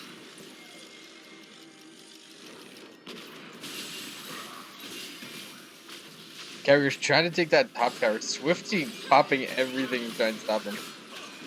There's a big fight by. Andy dives on a Hexafish. Trolley not only ults, but Zani's huge pull by Hexafish. Pops Trollery and gets a triple kill. That kill on Evan and on Cheese. Massive shutdown from that kill on Cheese.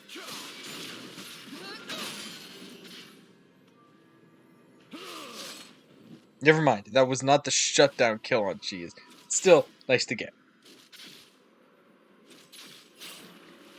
Uh-oh. Nice timed W by Andy. I don't know if that saved him, but it definitely helped. The ego. Oh no, the teleport. Oh, this is so scuffed. Oh. Oh, and Kodak is so dead too. Yeah, that's unfortunate.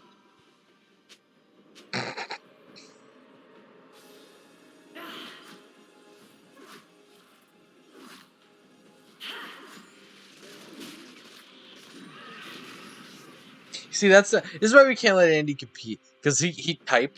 I don't know if he is competing this year. I really hope he is, because like he's a super good player, fantastic source of just like comedy, and great guy. But like it's so funny. It's it's so ready as soon as he's feeling himself to smack talk. Hey, sometimes you need that. Also, tell me how this. Okay, well it is because of massive tower taking 3 towers. However, it's wild to see like, oh, it's 15-9. The 9 team has 3k gold as a lead. And also, here's Victor sitting on Rift Herald.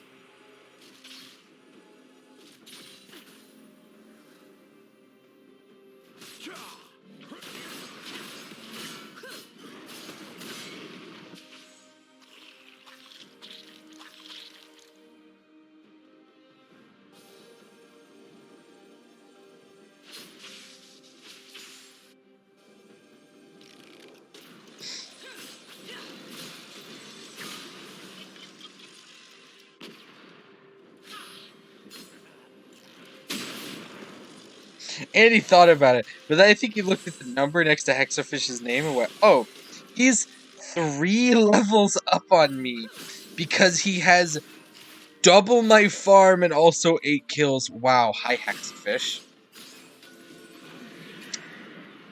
Okay. Also, what, you like, just the farm on red team's side is nuts. I'm just looking at it now. That's pretty wild, actually. Huh. Wow. Hey, Shelly.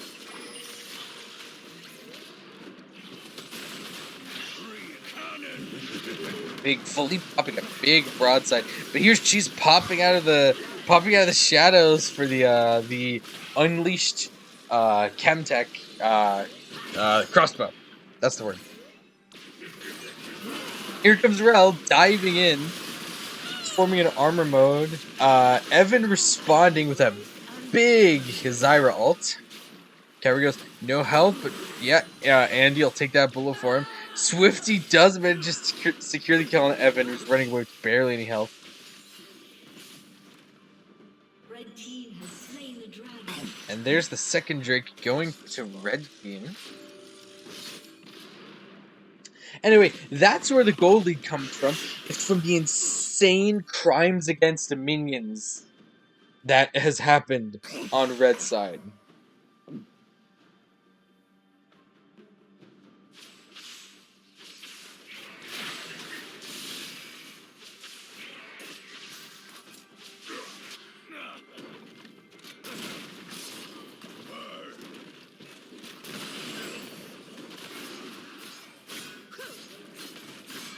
Man. And Exofish, thanks to that Sunfire, yep. So tanky. Deals so much damage. Although, that Kraken Slayer on Twitch, alongside the Blade of the Ruined King, as long as his team can peel for him, as long as Cheese gets to live, that could be exactly the answer they need.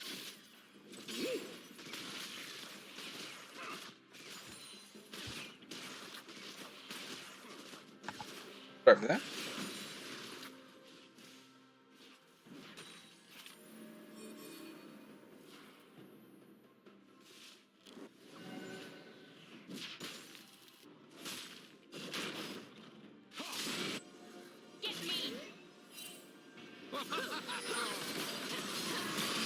Ooh, nice flash out of that, the Diana ult coming out from Hexafish.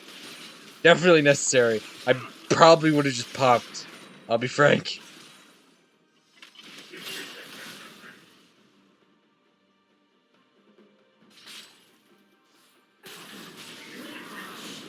Going somewhere?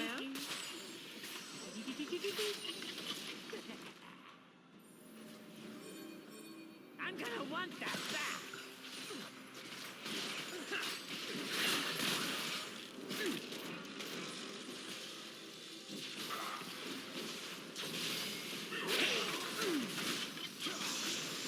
Big engage from Kyra goes on to... man. That is a nice, solid shutdown for Kyragos.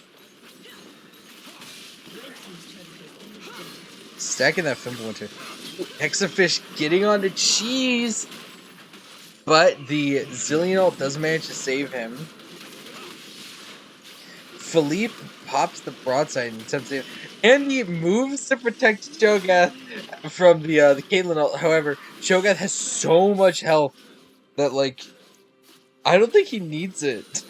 He's already so beefy.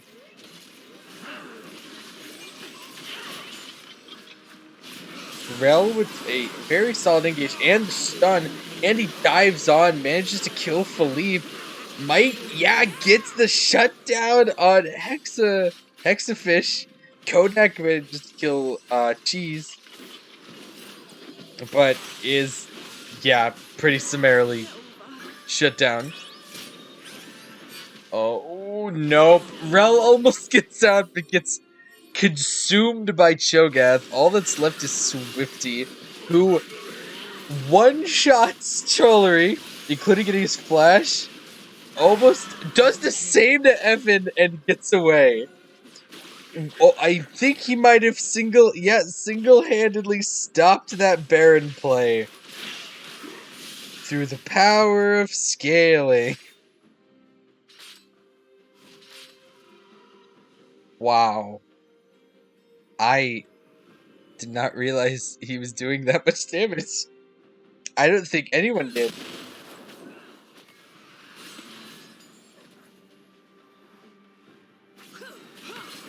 Oh, and there's the void staff, so here comes some more damage.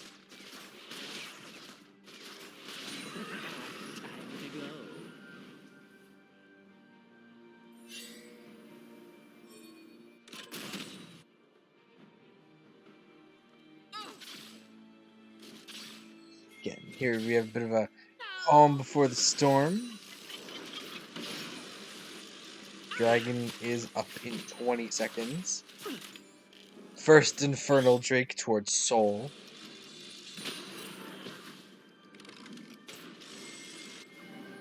Everyone is mobilizing for this one.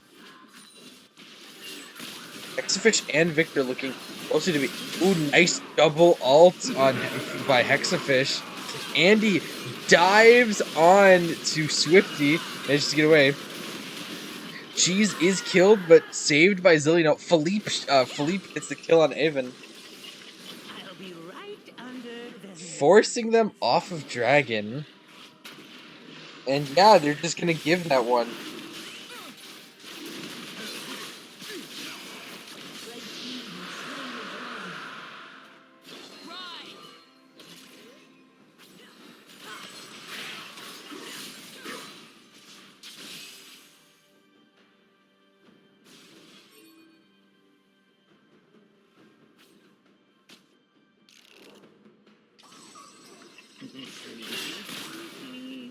Pay no attention to the trap.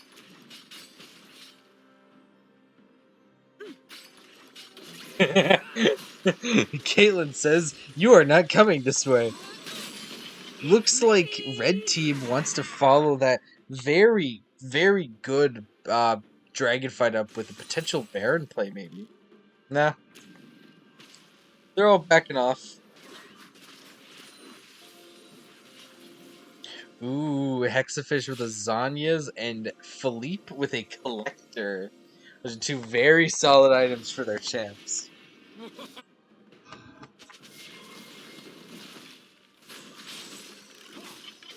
Ooh.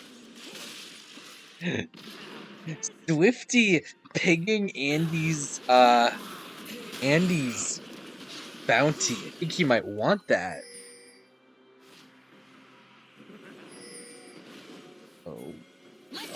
Oh no. Oh, the bye, JC.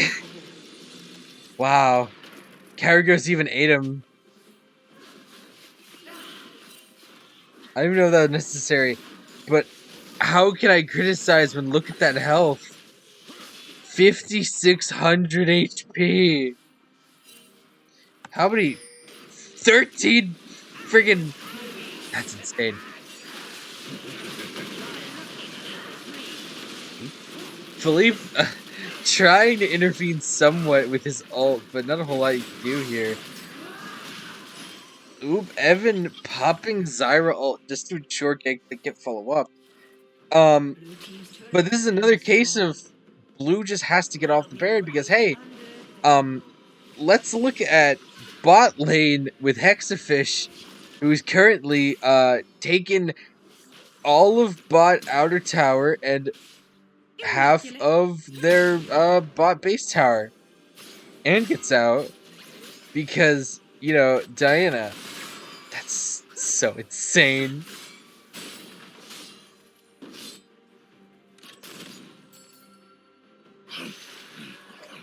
Needed that.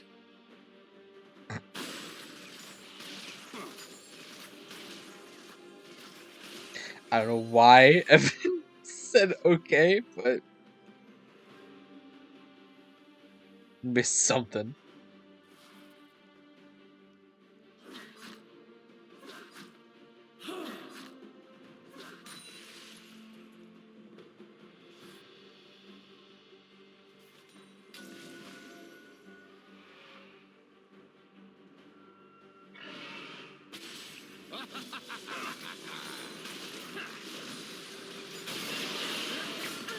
Oh, and it looks like with all the power that Hexafish has, the red team is going to try and quickly take this Baron.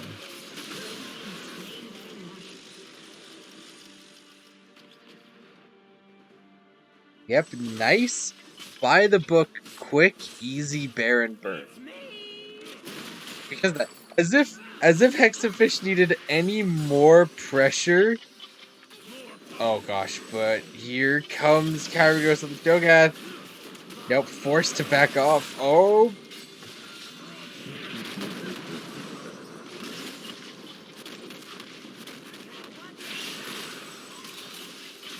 Oh, there's Swifty to respond. Evan with a huge root and Zyra ult. Swifty does some damage and manages to get away. Here comes Texafish. Very bold engage. Forced to Zanya's. I don't think he gets out of this. Nope. Cheese manages to shut him down. In my sights. Kodak says no. You're actually not backing. Oh man. And here's Philippe finishing off Zillion. Yeah, finishing off Trollery.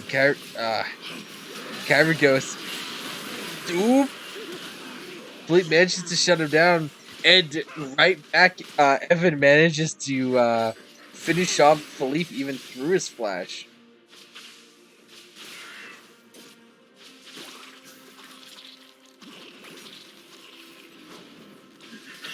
I know, hey, there's a dragon here. This is gonna be really awkward because neither team has their jungler for this.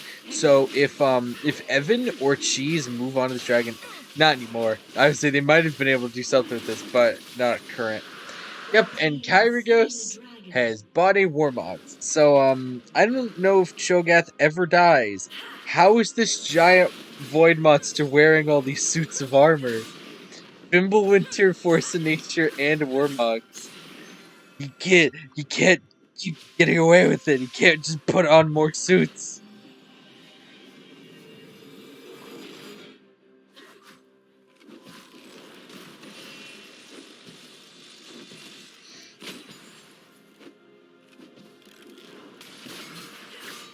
And with that dragon take, that means the red side is only one dragon away from Infernal Soul, which would be a nice burst. They're already pretty sizable damage.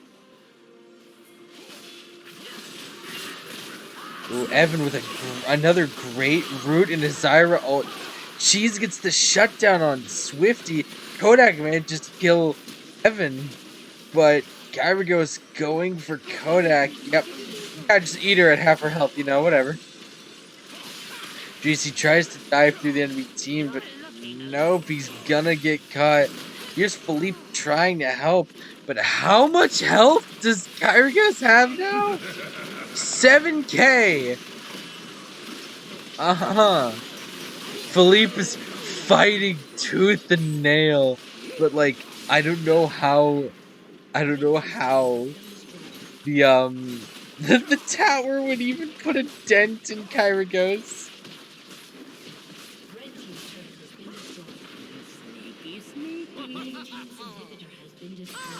Oh, and this might just be game. If anyone can stop them, Texafish, fantastic, huge ult. Man, popped the zillion ult that was put on Cheese. Gets Kyragos, forced the ABT to get away. That was such a massive ult by Hexafish. Ooh, here's Evan looking to do something with it. Ooh, nice Zanya's. Swifty gets the shutdown, manages to kill Trolley. And gets a double kill off of Cheese.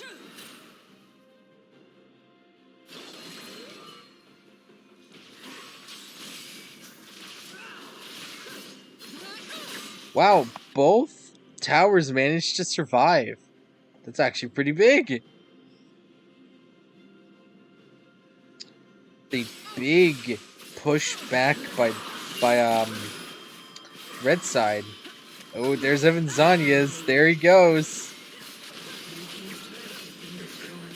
And a TP by Philippe. They want to close this out now. Don't get too greedy, though. 2 towers down. Kodak is just attacking the Nexus and nobody's stopping him. And that is a... wow. Fantastic way of turning the game around by red side.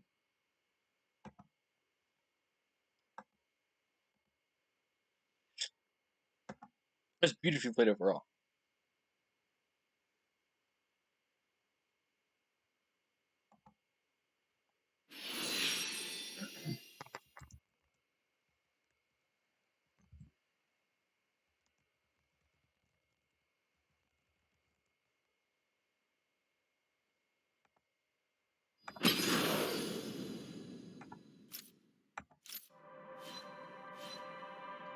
Hmm.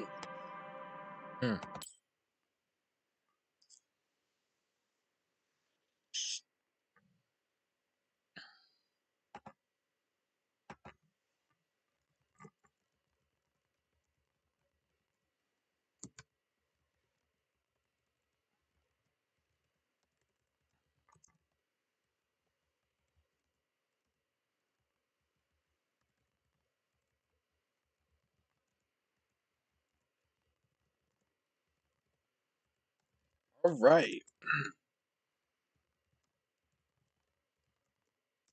And with that, I would say that was a very fantastically played by everyone involved set of scrimmages. This was a fantastic showing by the new blood of Penn State Barons esports team, especially Swifty Hexafish. Well, no, Swifty's Jared. Never mind. But like Hexafish.